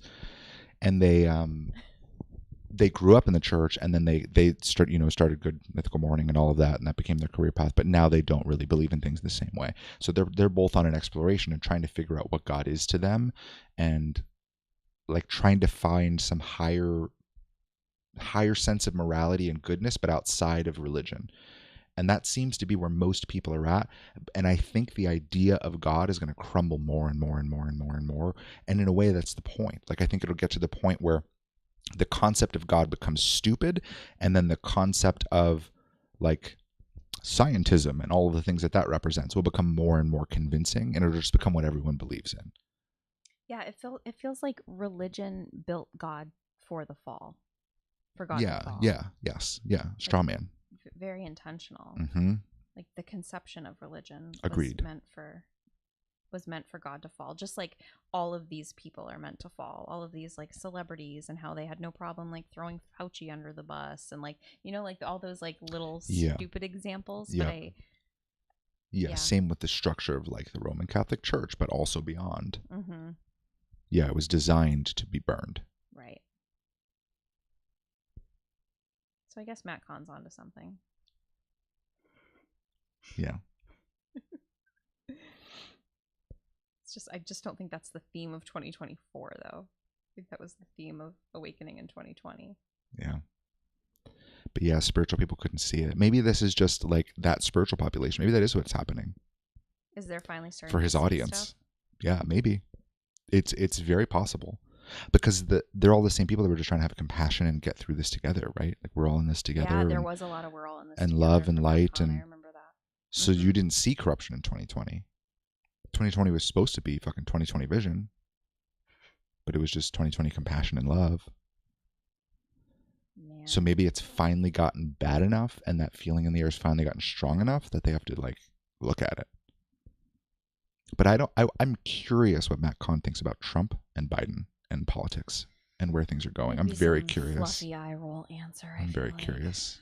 I feel like you need to get him drunk to get to really find out what he's thinking. Yeah. I guess, Or and I like guess I mean off what the he's record, actually which thinking. Yeah, off the record. You should never have a conversation with me off the record, Off the because then I'll record. come on here and tell everybody. You wouldn't. I mean, if I got some good tea, if Matt Kahn was like, "Hey, Trump's fucking sweet," I'd be like, "Wait, what?" That's Or funny. whatever, That's funny, then I'd yeah. be like, "Wait a second." Yeah, but not if he said off the record. If he said off the record, Yeah. that'd be so hard for me. I'd have to be like, "Oh, can I sit through this?" You would like leave the room? I don't know. That's funny. Because I would want to probably talk about it because it'd be interesting. Yeah, but then you would talk about it as like, you can still talk about off the record things, just not associated with the person. So then you'd be like, we were talking to like a high level spiritual teacher, or something like that, or like a famous, well known spiritual teacher. You would talk about it like that. But they'd see this video and they'd be like, "Oh, it must have been Matt Kahn." Yeah, but it's not like we have a personal relationship with Matt Kahn, and we can even ask him off the record what he really thinks about Trump. Although we could text his the woman who runs all this stuff. Oh God. It's funny. I don't know. Yeah. I don't even know what he would say. I don't know where his like. Yeah, and I guess I'm more so curious, not even just him, just where that population's Right. at, where spiritual people are at now. Right. Because I mean, yeah, I don't know. It's fascinating to me. I was getting all like flustered the other day, not too flustered, but a little bit, with the 9-0 thing, SCOTUS, and like just seeing. I had to unfollow some Christians that were really like gung ho Trump, even though they said I will never vote for that man, and now they're all about him, and they're still like into voting, and they're still like into the SCOTUS of it all. Like it's like it's like, wait, I don't know. I just feel like you reach this point where you realize that it's all made up, and that it's an energy suck, and it's not real, and that like you doing that has nothing to do with you talking about those things, has nothing to do with your life's purpose. Mm-hmm. But it doesn't go there for people, and that's so I wonder if like other spiritual people see that, like spiritual teachers, like would Matt Kahn see that it's all a sham?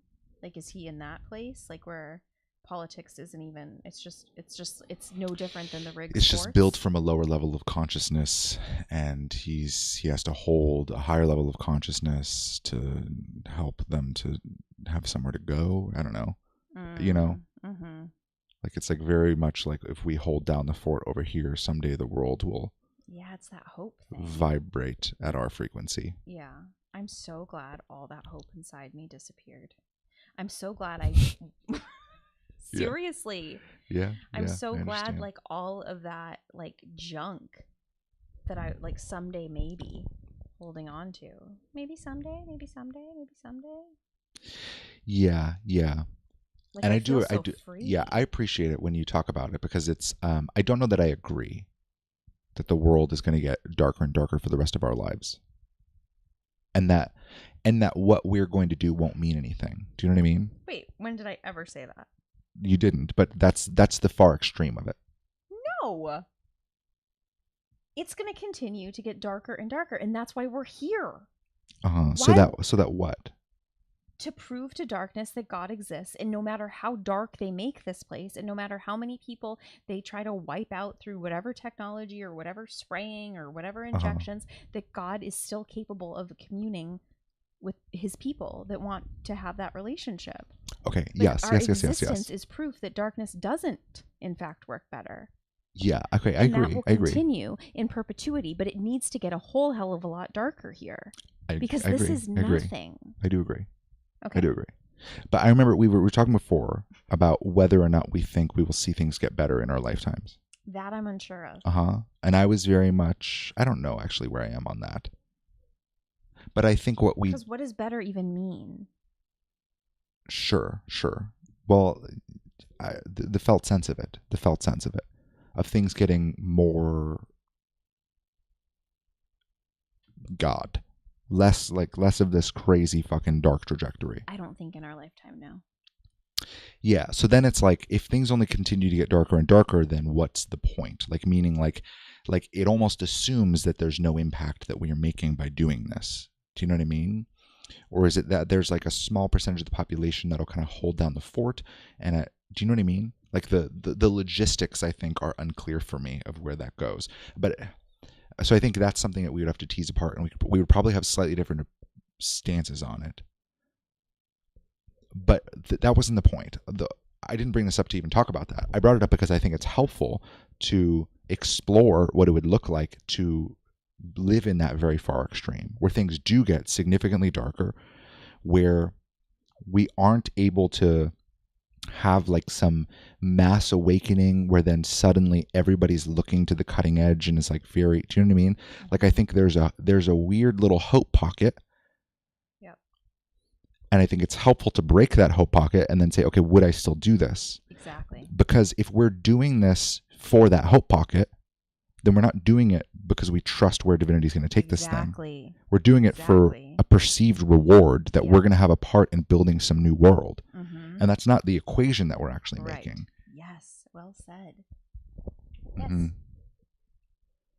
So we have to be willing to do it even if it is just going to get darker and darker and no one's ever going to fucking listen. We would have to be willing to trust that what we're doing matters to God. Yes, this shit literally gives me life. Like, this is like why I'm like, yeah. This is why I'm here. Like, let it get darker. Go ahead. Fucking go. Like, come on. Like, it feels like, yes, finally. Like, finally, now I can be who I'm supposed to be here because, like, I've been having to, like, sit tight and, like, wait for it to get worse. Yeah, it has felt like that.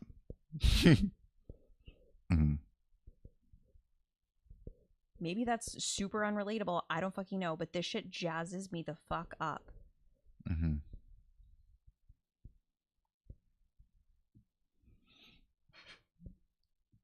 Well, yeah, you have it connected in such a way where what you are doing matters more if the world gets darker. Yes. Which generates a sort of motivation. And it requires that you believe that God is real, that your intuition is true and valid, that the messages you're receiving are real, that I can't be shaked, I can't be duped, I can't be rocked. Yep. Yeah, it is like, it's wild. It's that Jesus conviction. I'm fucking telling you. And that the intelligence of your life's work as it lands, right? That like that thing that you were meant to bring through here in energetic form, that's just this ever morphing fucking intelligence, that thing matters and will do something of benefit here too, right? Like there's so many layers of trust in validating it, that like God is real, yes, but it's not that God's just going to help me navigate through a really terrible and dark world. No. Because there's more to what's coming through that connection. Like, I have to validate the whole thing. Yes. And when I validate the whole thing and I look at, okay, there's also this intelligence in my life's work, and there's the role that I'm here to play, and there's the gifts that I'm being shown, and the things I'm being asked to step into, and all of this that I've been prepared in, that's all driving toward me doing good within that dark world. Yes. So that matters, and I need to keep going, and I know that I need to get better. Like, I need to get even more bold and even fucking better at what I'm doing, and even clearer on it, and even stronger in God, and even less even less penetrable to the darkness. Yeah, no fear. Yep. Yeah, something just clicks. Yeah. Like and actually no fear. Like, not even fear of, like, dying or fear of, like, oh my God, they're going to kill me. And like, whatever, I don't fucking care. Because even then, it's like, we're not the only fucking ones that are doing this. Exactly. Right? Like, we're not responsible for the world getting better. We're playing a role in God's doing this thing. Exactly. So if we're not here, God's going to keep doing this fucking thing. Right. We're either working for God or we're not. Yeah, it's a big fucking play. Exactly. You know what I was thinking, too? I meant to say this earlier, and then I don't know what happened.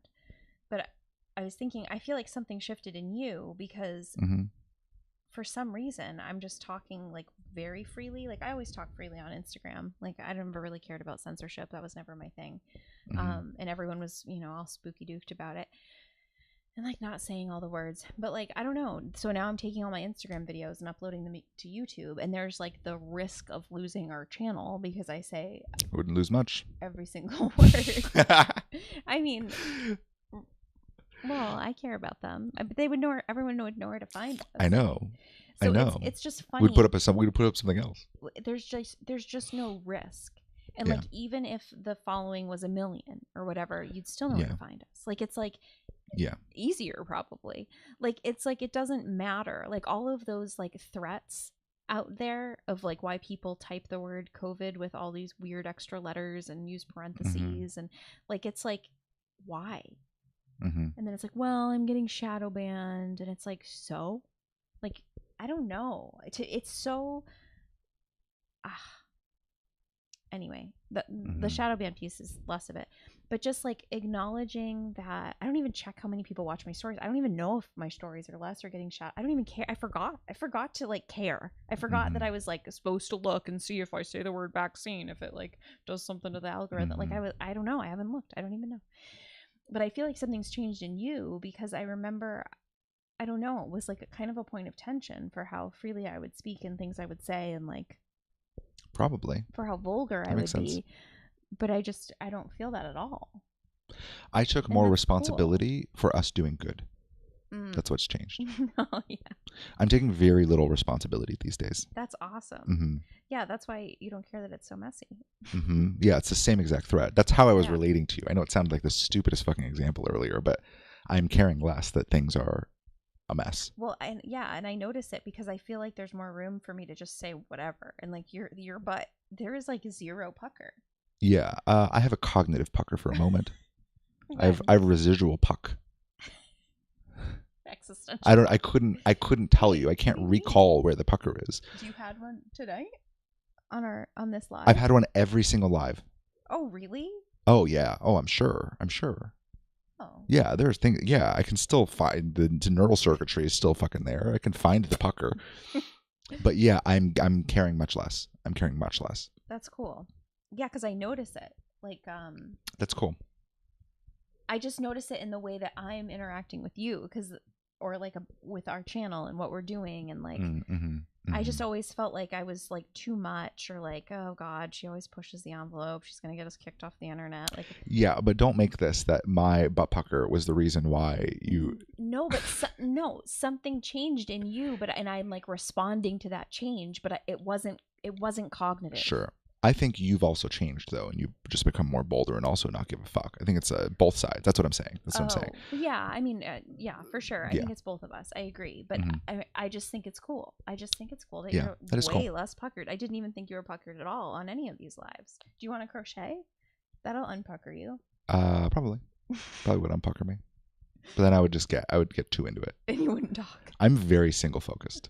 A man. Very single. You're a man. Yeah. I don't think I could crochet and talk. Oh my God. That's like my dream right now. Crocheting I don't think so. Washcloths for you guys and talking about real shit that matters. Dream job. I'm living it. Does anyone have any questions? I think that's a cool thread though. Which one? Butt pucker? Just that there's I don't know that I've noticed it or articulated like that before. That it just feels like I'm taking less responsibility for things. Yeah, that's good. That's good for you. Kind of across the board. You're a super responsible man, so that's yes. I've always been a very responsible man. Very anal. Yep. Spreadsheets. Yep. Spreadsheets, Google Forms that drive to spreadsheets, calculating every single thing that I spend to the cent. Balancing my spreadsheets with my checking accounts. I just did that shit for fun. 2013. That's the ultimate butt pucker. Yeah, it's cool. Yeah. Yeah, something shifted, huh? Yeah, and I'm taking less responsibility because I recognize that it's not my responsibility to take. Exactly. It can't both be true that it's my responsibility to figure everything out and that my intuition is true and valid and that I'm following divinity. They can't both be true. Right. That you have to figure it out on your own. I have to figure it out on my own cognitively and drive every aspect of my life in some way. It was more just like a residual check to make sure that everything was still, in fact, okay. And it took a significant amount of bandwidth. Yeah. Yeah. Oh, hell yeah. Yeah. It's like wanting daily proof from my experiences by checking everything. Like, let's check our finances. Let's check our metrics. Let's check the direction of our business. Let me make sure that what we're doing still aligns with where I feel that the world is going to go. Like, let me check every aspect of my life and make sure that it's still good according to my standards while I also only and exclusively follow God. It makes no fucking sense. I know. I feel like that's where we got thrown the curveball of eBay in there. Yeah, that's true. eBay started a lot of this. That's true. Like untangling of different things and like even just how to, I don't know, just so many things. That's a whole other conversation. Yeah, that's probably true. It's probably true. Because it just came out of nowhere and it's doing really well. And like we're really good at picking things. David is specifically very good at picking things. Bags. Yeah, maybe we'll do another stream on eBay. Things we've learned as eBay resellers. And then watch all these random eBay sellers come to the channel and leave immediately. No.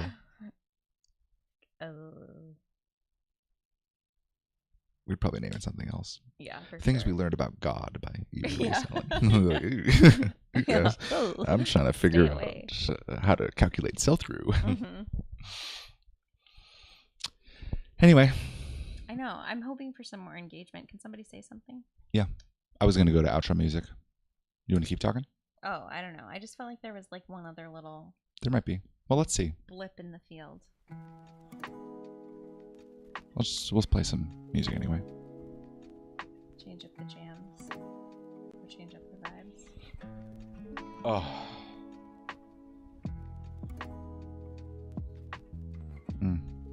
Oh, cool. Look at Emil. So nice. What did he say? I don't know. Let's see. Is he joking? I don't mean to laugh. It's just funny, the things we talk about. I would love for you to speak more about the process of giving up all hope.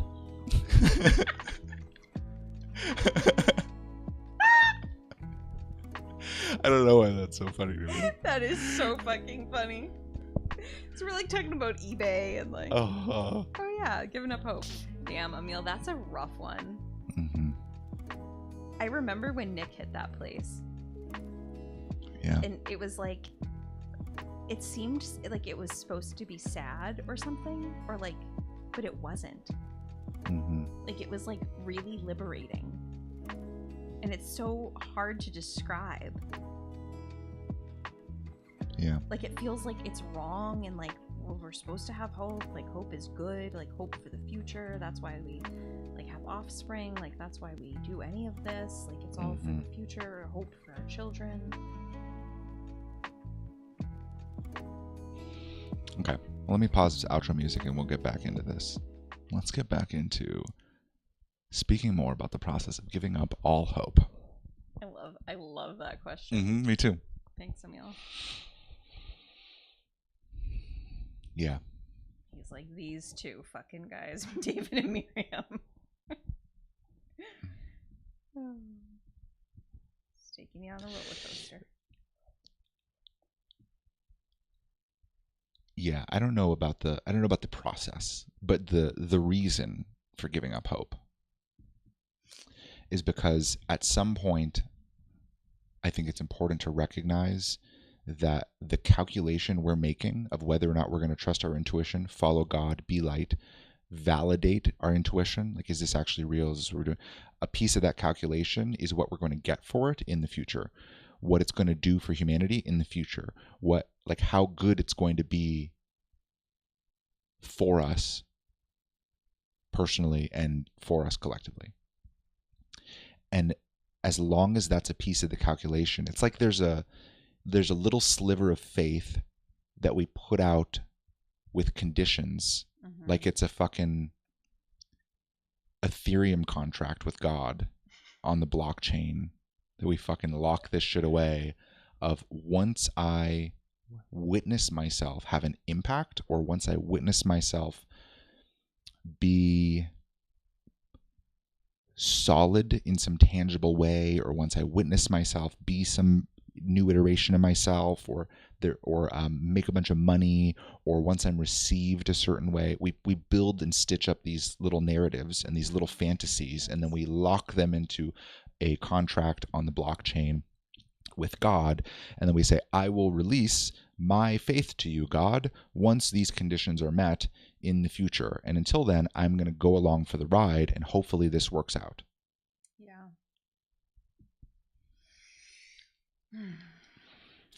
And this is really it's the same thread from the Live with B. It's the same thread from the Pulse meditation.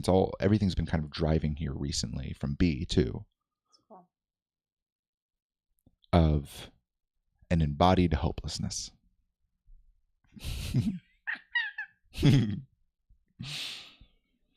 And I think really all it is because I still understand that in all likelihood, us doing this is going to drive to somewhere good. And I also understand that in all likelihood, us doing this, there's a degree of fame on this path, there's a degree of wealth on this path, there's a degree of building larger systems that's fun. And I don't think that that's purely fantasy. I also know that none of those things can come into the calculation of what I'm going to do, and I have to also be willing to accept the reality where none of those things happen and things get very, very bad for everyone and for me, and where nobody ever accepts me and where our work never does fucking anything beyond what it's doing right now. I have to accept that my reality as it is currently matters enough and is true enough and is light enough that I should be doing this. The calculation has to be present. And when we have hope, the calculation is not present. When we hope God's going to do something for us or for the world, and that's taken into consideration into whether or not God is real and whether or not this is a good thing to do, we're making the calculation completely ass backwards. We have to be willing to look at our lives right now and compare it to where we would be otherwise and where we used to be. And if we can do that, then we go, oh, where I used to be was a fucking mess. Mm-hmm. Okay. Now I am no longer that mess. I don't have all of the rewards I necessarily thought I would get from going on this path, at least not yet, and maybe they'll never come. But just where I am right now and the peace that I have access to in and of itself, just the peace, if I had nothing else, and even if things were significantly worse, collectively and personally, like if I went through fucking Chapter 7 bankruptcy and everything fucking fell apart and we lost our car and we lost fucking all of our equipment and we lost fucking everything and just had nothing, even there, I would have a peace that I couldn't have anywhere else, and that alone is worth it. Because I know how I felt before, and I've reflected a lot on it this week in particular of where I used to be. And that calculation is very different than trying to decide somewhere maybe out on the timeline something's going to get good enough that it proves to me that what I'm doing is okay. It's an impossible calculation to make. And it's impossible because that destination will never arrive because we're going to need something better. We're going to need even more proof. And when we get there, the calculation's still going to be in the present. We're not going to know how to deal with it. We need to learn how to deal with the world as it currently is and be able to validate our intuition even when things are hard and shit. Because the reality of all of our false utopias is that they're false utopias. The reality of all of our hopes and dreams is that we imagine that things are going to be much better for us and for everyone, and it's probably not. It's not going to be as good as we would hope. And since it's not going to be as good as we hope, we're going to get there to the place where even if our fucking business is much bigger and we're doing our life's work to a greater degree and we have some sort of relationships with intuitive people and there's some sense of community, everything's kind of coming back together and we're stable. And even then, we would go, this isn't quite what I thought it would be. Mm-hmm. This isn't quite as good. So maybe there's something good that's going to arrive that will be able to prove it to me. And we're just going to keep pushing our faith conditionally out into the future. And we just honestly don't have time for that.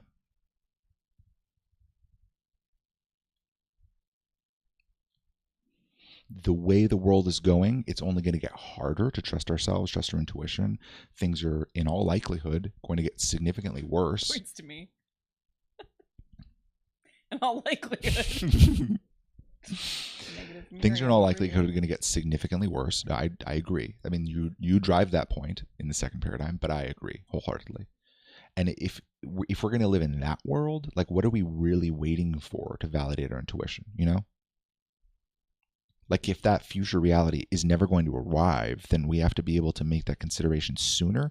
And it's actually relieving to me to know that I don't need physical proof within my experience of something miraculous happening, because where I'm at already is more miraculous than I've actually fully been with. I think that's been what's kicking things over. It's like, I recognize that right now, if I lose all hope and I give up on all of my dreams for the future, what's already happening is so much fucking better than where I used to be, and is already so much better than where I know I would be if I wasn't doing this, that's already enough. And I think it's scary to give up hope because it feels like we're going to turn our backs on God and lose faith and everything's going to fall apart and it's going to be so fucking hard. Yeah. But when we give up hope, we're actually okay. Yeah. We just ground more into actual reality instead of all those fantasies. Yep. Do you have your knife on you? Do I have my knife on me? No, I don't. Shoot. How about my firearm? Just shoot through the thread. Yarn. I also don't have that on me. I want another question. That was great. Mm-hmm. Or another like pondering, another inquisitive moment. I need my scissors. Okay. I have like 2 more in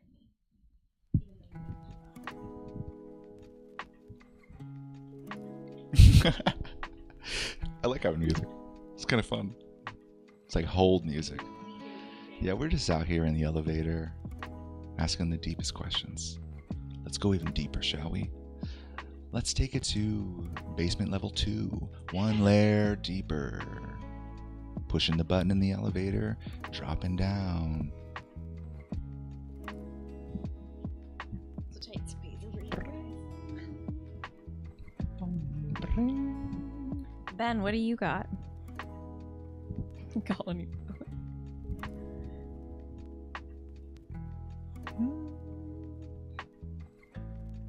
Must be something. Mm-hmm. Even just the smallest little ponderings.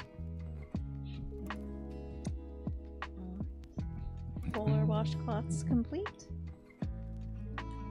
That's pretty good. That was pretty good. So I can get 3 per ball. Mm-hmm. So you'll have 12. Thank you.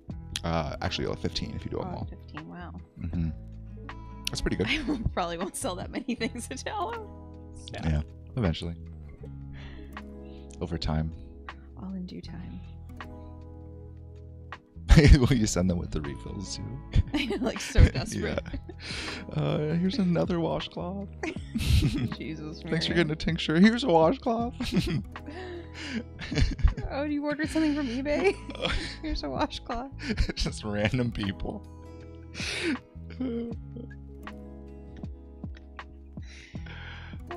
Thanks for buying this shirt on super sale on our eBay store. Just thought I'd send you a washcloth. Just a quick tiny face towel. But the feature is you don't have to fold it. I sent a handwritten card. Yeah. 4, 5, I enjoy this. 7. I know. 8, 9. I went through so many fucking songs yesterday, and then I put this together. I didn't pull the whole songs back to back because you'll notice they kind of like, it'll kick from one song to another. And in the intro music, the first song is like 20 seconds long, and then I cut because I didn't like the rest of the first song, so I like kind of spliced it all up and just made a little very long song essentially, which I very much enjoy.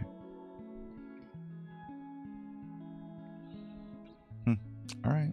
Yeah, we got no questions. We got no questions at all. Are you guys still alive? Did we? Is this work? Did everyone rapture except for us? Because we said Jesus wasn't our Lord and Savior. Oh no. I know, that's a crazy one. You're not allowed to say that. It's crazy how it used to feel so intense in my body. Yeah, 100%. And now I just don't. You know what that is? That feeling. It's actually very similar to this. It's like hedging our bets, right? And people will talk about Christianity that way, but it's like, I want to hedge my bets that if Jesus is real, I don't want to offend him too bad. Right. You know what I mean? That's the like feeling. I want to get into the pearly gates. Yeah. If everyone else is right and I'm wrong, I got to hedge my bets. Mm-hmm. Yeah. And at some point, I just stopped giving a fuck about hedging the bets. At some point, meaning like very recently. Right. So recently, is it? It's when you wrote on Instagram how you have no more fucks. Yeah. It's when I wrote that post. It's funny. It's a very similar post to 2020, right? Was that What, when you 2020? checked your privilege? Yeah, where I was like, well, I posted a picture of me in a hammock like this, just like laying. I was like, well, check my privilege. I found nothing, something like that. Yeah. You were so offensive. Mm-hmm. Nick says Jesus is king. Danny says we're still here. We're still here. That's good. We're still here. We just have no questions. That's okay. That's okay. We've been going live a lot, so I know you guys are just so full and so full of faith, and everything's so great because we're good at our jobs.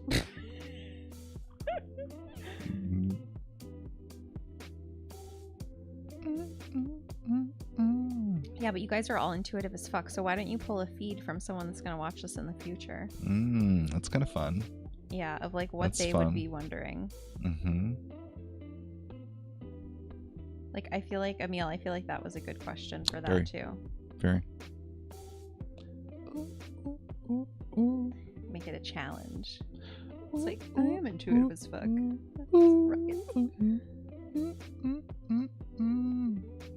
Emily. Integrating. She's like, don't fucking ask me.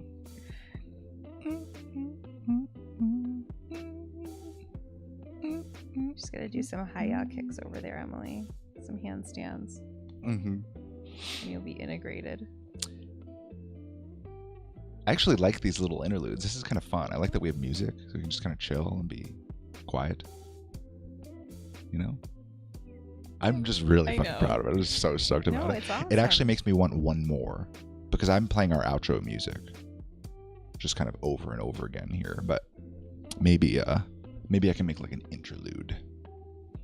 Yeah, I wasn't sure what you were gonna have for us today, but I I just have a 15-minute intro and a 7-minute outro. Okay. Mm-hmm. And then how do we know when it's done? Like, can we see? It'll just stop. No, there's no time. Although earlier there was, and I don't know what happened to it. Yeah. Sources, outro music. There it is. Okay, so I have 1 minute and 41 seconds left. Hurry up and ask a question. I feel like you are presenting a project to your like AV team, your AV class. Yeah. Good job, David. Thanks. I know. A+ for you. Thank you. Per Thank you. usual. Thank you.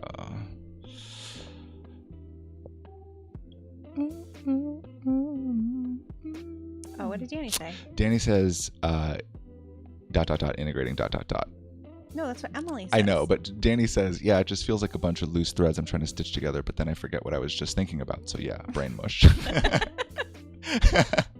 That's awesome. I like it. Mm-hmm.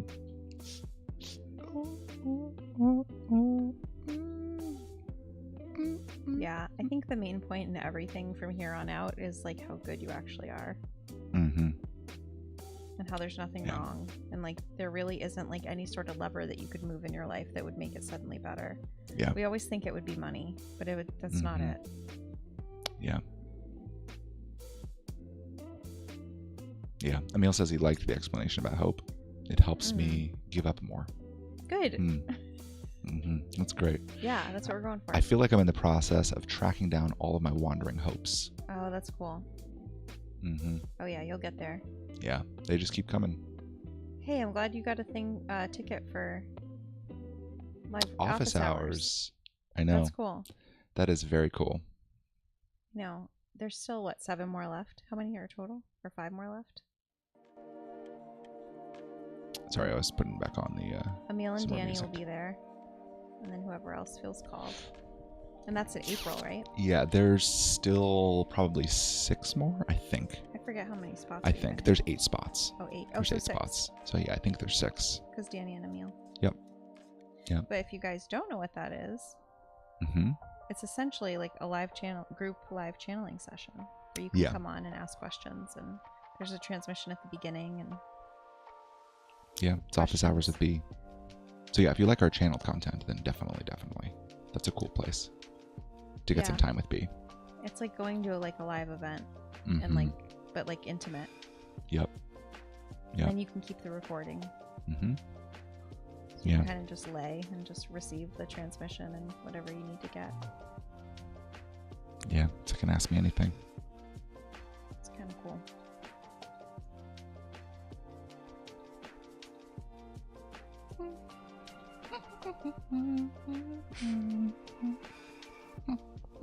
Oh, get an HOA text. Okay. Wow. That was pretty good. Thanks for tuning in, y'all. Yeah. This has been very fun. This has been fun. Yeah. Welcome to the new vibes. I know, you did a good job. Thanks. Yeah. I almost got this mixer where we can we would have our mics going into the mixer instead of right now we use this I don't want to actually pick it up because I might fuck up everything, disconnect everything, but we use like it's called a Zoom H4n and we plug these with XLR cables into them. And Emily says it's cool to see the place you guys have landed in. Thank you very much. Chelsea says love the vibes up in here with the music. I appreciate it. I spent all day setting this shit up and I'm so excited about it. But I almost got a mixer where we could plug these mics in and then I could also plug my phone into the mixer. And it would basically be exactly like this, but we would have 4 buttons that would let us record up to 30 seconds of something and play it back at any time. So we'd have like, we could have up to 4 little like catchphrases or something, or like I don't know, or even like a boo, ha ha ha ha, that's so funny. We could have little clips, or like, so we could do 4 of those. And then there's also an auto tune button and then a voice changer. So we'd be like, auto tune. We could do stuff like that. But it doesn't completely seem worth it because this is really all I wanted to do is play some fucking music. That's awesome. Chelsea says, feels like we're all staring at the ceiling together at 4 a.m. after a great party. Mm-hmm. That's awesome. Yeah, lo-fi. That's great. That's what we're going for here. Mm-hmm. I wonder who the voyeurs were that popped on, the ones that none of us know. I don't know. I'm always so curious. The nosy bits of me they never stay long. Mm-hmm. They're like, oh. I know. Every once in a while. I was experiencing that on my live today. My old boss, which is so crazy because I was talking about my grocery store job, she popped on. Funny. And I was like, oh. While you were talking about it? No. But just in general, I'd been talking about. And I end up losing the feed, Mm-hmm. It gets all like jumbled. Yeah. It's hard to stay on the feed when you can see the people's names pop up. And then it's like memories and like. Yeah.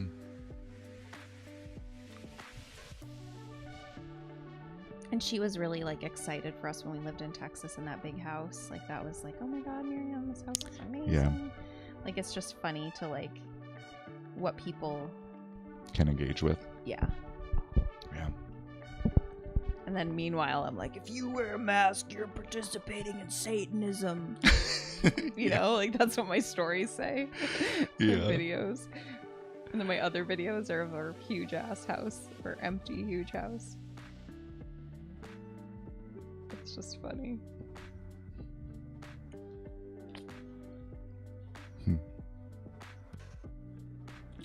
Yeah. You know what else I've been doing too, and more okay with, is like talking shit about people. I've noticed.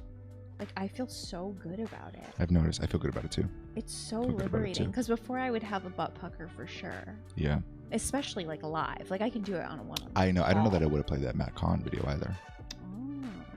Mm-hmm. Yeah. Same feels. I know. I give less fucks.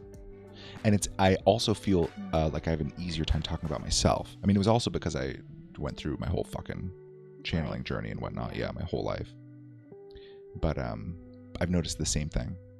Yeah, it's like I'm like, oh, she's a doofus, or he fucking sucks, or she doesn't know shit about shit. Mm-hmm. Like it's and like I say their first and last name, Mm-hmm. It's just like it's cool. Oh, we're back to Asian. Oh. Dong, ding, dong, ding, dong, dong, dong. I was gonna put this in as a joke at the end of the outro, so if we got here, I was gonna be like, "Oh, we hit Asian. We gone too long." You know, this is gonna be like the stream's fucking over. You've gone too long. All the good songs are done, and now we're at the fucking Japanese garden. Bong, ding, dong, ding, bong, ding, dong, ding, dong, ding. And then I also wanted to go the other extreme and just make this our outro song, so I'd play it every single time. Like, all right, guys, thanks for tuning in. You know, this is great. You know, here's some announcements. Just honoring David's Japanese heritage every Yeah. live stream. Yeah. I like this one. Mhm. And then do you want to like make a song for us and sing? Make a song and Like, sing. yeah, I like don't write think a so. song right now. Or Write a Do you want song. to freestyle? I can't freestyle, unfortunately. My brain's not fast enough. That's true. Mhm. I Mhm. freestyle all the time. Not well, but often. Yeah, Miriam would be a better freestyler And than Dave- me. But I'm not setting myself up to freestyle right now. I'm too No, shy. yeah, I agree, my love. You'd be great at it. I'm too shy. But in the car and stuff, I'm always like making up songs, and David's like, I don't know, I gotta get notes. Yeah, I get notes. And then he writes and churns and looks up words and synonyms and Yeah, I love writing.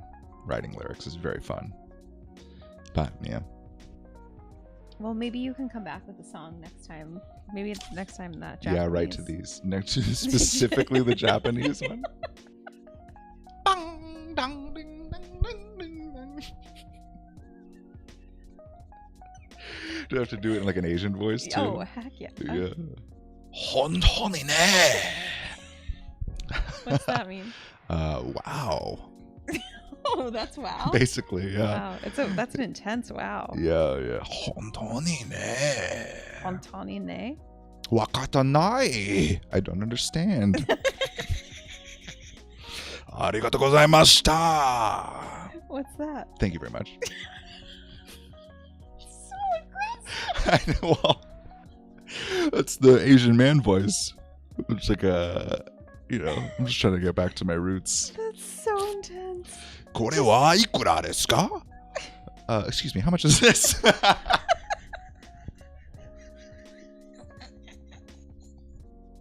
I just have I have so few sentences in my brain.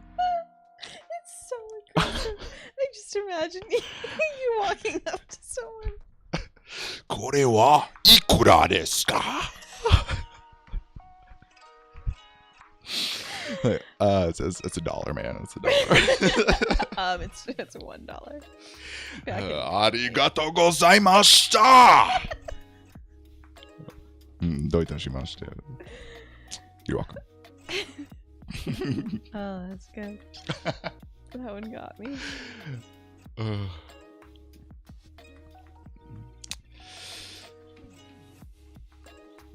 All right, there's one more thing. Yep. Okay.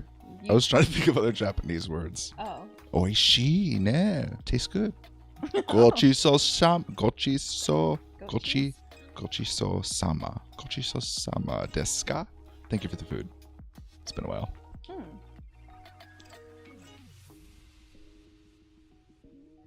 Okay, you had one more thing? Thank you for the food. It's been a while? Like I've been waiting a while? No. I'm saying it's been a while because my mom died when I was 17 years old. I don't even know this about me, but she was the only source of Asian in my life, so True. that's all I had. That's all I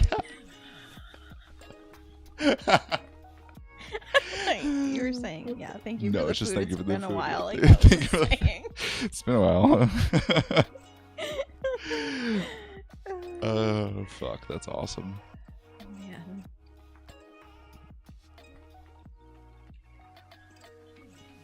All right, washcloth number 4. Okay, very good. I'll show you the speckles. Ooh. We're still good. Cover your face more. Yep, and then we'll focus better. There you go. It's pretty good.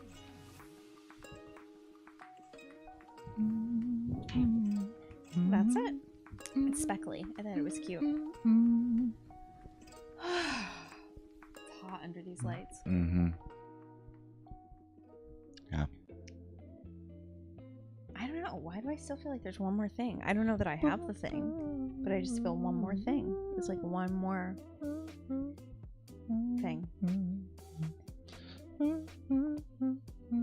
Oh, thanks, Emil. Ooh, I like that yarn, says Emily. Oh, cool. Thanks, Emily. Mm-hmm. Yeah, it's a good choice. And good job, David, helping with the focus. Yeah, they're good at picking up faces. So you have to kind of cover your face and then it'll unfocus. I see. The CCP's really mastered that technology. Mm-hmm. Mm-hmm. Yeah, I don't know what the last thing is. Maybe it's just more conversational. Angela says she loves the yarn. Oh, as well. That's awesome. Okay, cool. Hello, Angela. I didn't know you were here. I didn't know you were here, Angela. Good to see you. Hope you're also enjoying the vibes. I hope you liked your Art of Truth. I haven't checked messages to see if you responded, but I thought your piece was cool. Like it was very like don't fuck with me energy. I was like, whoa, okay. Not like I wasn't supposed to be in your field pulling that piece through, but like that, like nobody, like no, like don't even, like you're off limits. Like you're off limits from bullshit, any bullshit in your life. It was a very cool feeling. I was like, can I be here? Is this okay? That's funny. Yeah, like very strong and certain and decisive. It was cool. I don't know if the colors resonate or if you like hate them, but you'll like them eventually. I'm fully confident in that.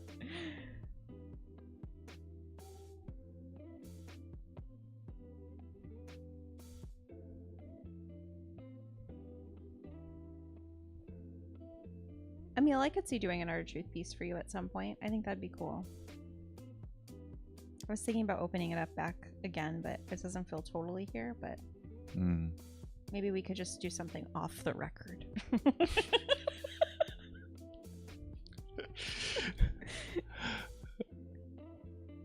What did Nick/Angela say? Yeah, I've been chilling. I haven't responded yet because we've been in my family space, so I wanted to decompress from that. But damn, love that. Fair. And the colors are great. Yeah, I was telling Nick and Angela that Angela's piece was like very like 90s, like the like whatever, like psh, like talk to the hand, like it was very like, I don't know, it was all those sayings, like that was the felt sense of it, like yeah, just this like, I don't know, just I guess that's good energy to have around your family, honestly. Yeah, it was cool. Like, but like in an adult form. So that's fair. That makes sense. Why I haven't heard from you. I don't know what you guys were up to entirely. I know you went Arkansas, Texas, everywhere. Yeah, like big transitions abound. Yeah. It's needed energy with my family. Ha ha ha. Yeah. Yeah. I know. It feels very like natural to you, funny enough.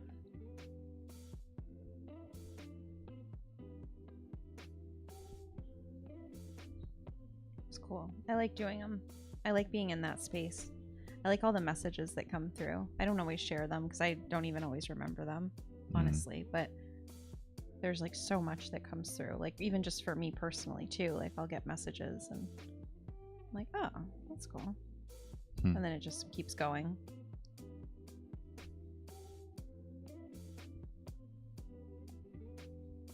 This is actually when David was channeling the other night. What was it? Live with B? That's when I got the idea to do these washcloths. It just like dawned on me. You know, it's kind of that like similar feeling. You're just like in the space and like all these other thought, like everything's cleared out. Yeah, Miriam used to get so many downloads when I would do. Well, because I was also doing Art of Truth too. Yeah. I was thinking about that. I don't know how we'd set that up or if I want to do that again. Make pieces while you channel. I don't know. I could just even just do it over there on the floor. That's with true. no video or whatever. Just because that was kind of a complicated setup. Yeah. I don't know, but I could just post the digital image in the group after. That's true. That is true. Because some really, I mean, I would say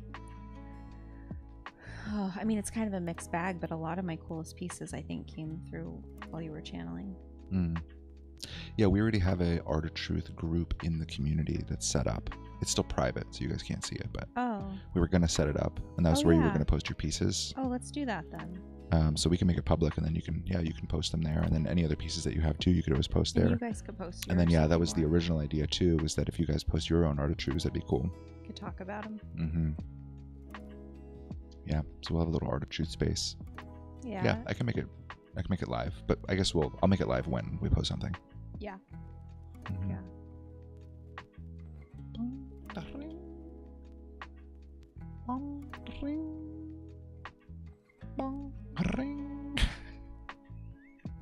This is David. He'll be doing this, and I'm like, I'm reading. He's like, huh? What? I'm like, can you just like tone it down just a little bit? Like I'm trying to read. Well, that's what I do. What? Yes. Well, I was checking the mic, so I had to talk earlier. Oh. I had to make noise. But why was I being silly? Was I funny? Was I being so silly? Was I hilarious? Yes, you were being silly. You're always being silly. Emily says, fun. Probably about Art of Truth, not about me, but that's okay. I'm all right with that. I'm fine. It's fine. It's totally fine, I don't even care. I mean, Art of Truth is cool with me.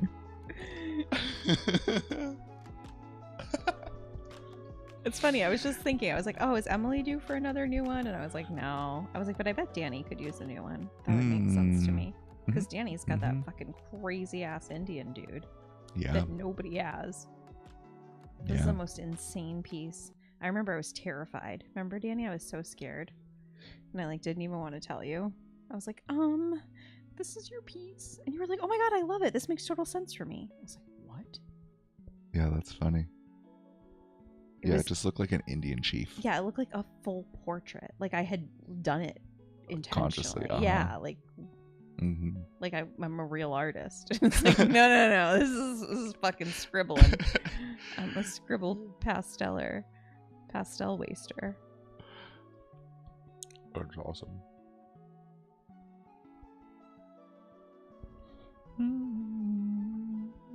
That's funny. Dana said she was thinking that that she would be cool to have another. I know I said that so weird. Okay, cool. Yeah, again, maybe off the record. I just don't want like an infiltration of people. Yeah, it's fucking badass. Like I'll have an infiltration. I know, it'd be so hard. It would just be Emil and Danny. If all 5 people here.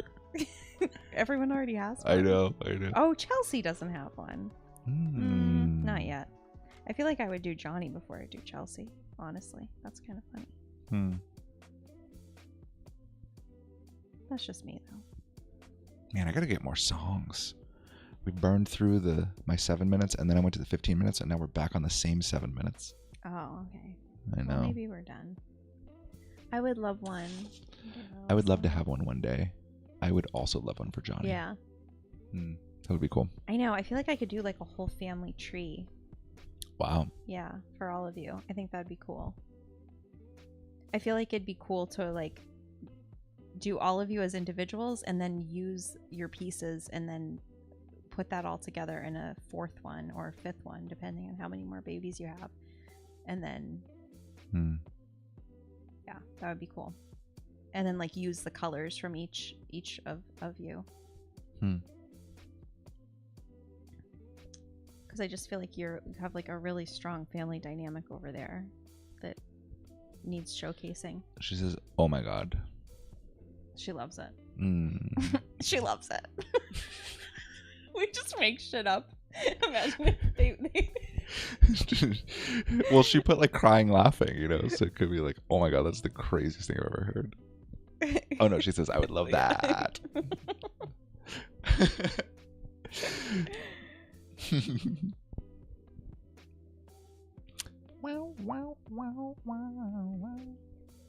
Guys, I really think crocheting during live streams is my thing. I hope you're not offended that I haven't made too much eye contact with you, but I also used to think I was autistic because I like can't make eye contact with people. I also thought I was autistic because I like have to get ready for bed at 10 p.m. Like I can't like I can't wear. I have to. It's like too much. I thought those were my forms of autism. Yeah, you have the taking off all your clothes at 10 p.m. Yeah, but I autism. didn't want to say that. You made it very obvious. But I didn't say all those words stitched together. Oh, I see. I was trying to be more modest. Yeah. Yeah. You have getting butt naked at 10 p.m. autism. Modest. That's awesome. Oh, God. It's almost 10 p.m. That's true. We got 13 minutes. We got to get the fuck off of here. Get off the We're live just going to stream. take off our clothes. I don't know. I just get, it's too much. I don't know. And I asked my friend Sarah, who works with people with autism, and she was like, no, Miriam, that's not autistic. Mm. That's just like time for bed. Well, Emily says she's been coloring the whole time, and Danny says it's soothing to watch. She was watching people mend sweaters earlier. She was, watching people mend sweaters. That's cool. Those are cool videos. Those are amazing. I don't understand how it works. I know how to sew, but I just stitch them together, and then there's just a fucking line in it. And Chelsea says 13 minutes. It's fucking 12 now. Oh, You're boy. in trouble. Oh, boy. Welcome to After Hours. David and Just Miriam. sitting here naked, just crocheting a little teeny. A little teeny towel.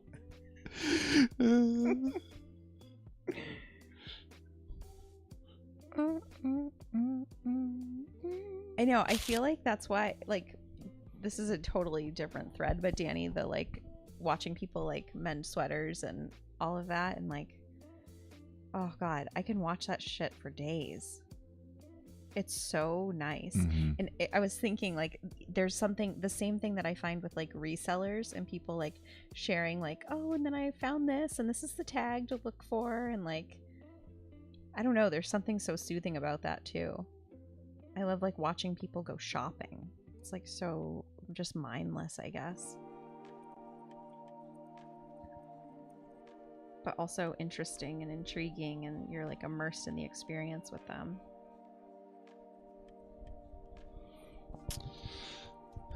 All right, we got another 15 minutes, but I mean, you got 11. You guys got 11. I'm gonna stretch my wrist. All right. Yeah, I think this was good. I hope you guys enjoyed it. I know, this has been fun. I've been enjoying going live. I think we're just going to keep doing it. Yeah, we'll just do it till we stop. Yeah. You'll get notifications in Mighty Networks. Yep. And I'm sure you could probably also subscribe and hit the notification bell on YouTube, and you probably also get it. But not for the members' lives. Want them. Yeah, if you do want them. I don't have on notifications on Not YouTube. for the members' lives, I don't think, right? Because that's different. Yeah, because those we do unlisted and then Private publish to publish to members. So yeah, I guess Mighty Networks notifications. I think that's it. I feel ready for bed. Oh yeah. Oh no. She has a pretty strong internal clock. It's so crazy.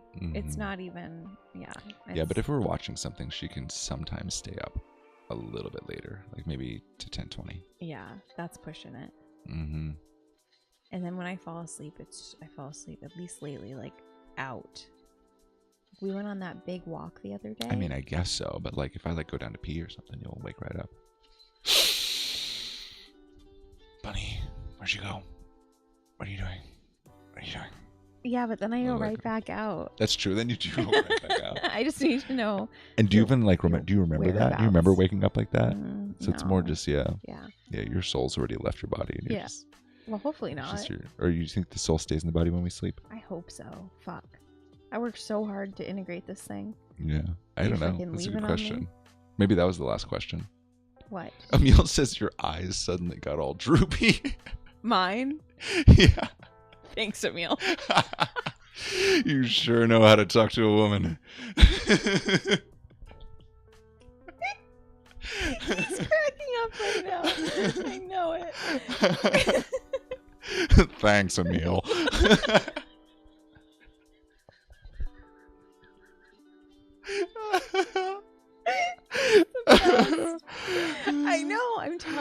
I No, yeah, know. really. Yeah, really. I She's like know. starting to go out. It's like it's a 10 o'clock thing. Sleepy eyes, come on. Jeez. That's awesome. It is so good. I know. Killing me. Killing me softly with his song. Killing me softly. We're gonna get copyright strike with here. his song. You're too good. Thanks. Thanks, honey. Thank you. Thank you. That's like the Alright. best compliment ever. What? Hey, watch out. We're going to get copyright stricken because you're just so good. And you're like, well, maybe someday. Yeah. Wow, Yeah. It's Lil Wayne. All right, y'all. Thanks for tuning in. Yeah. This is fun. We'll see ya. We will. Talk to you later. Good night. I think there's more music incoming. It might be a little bit louder than this song is currently. So brace yourself. All right. Bye. Holy shit. Sorry. That's so loud. What the fuck?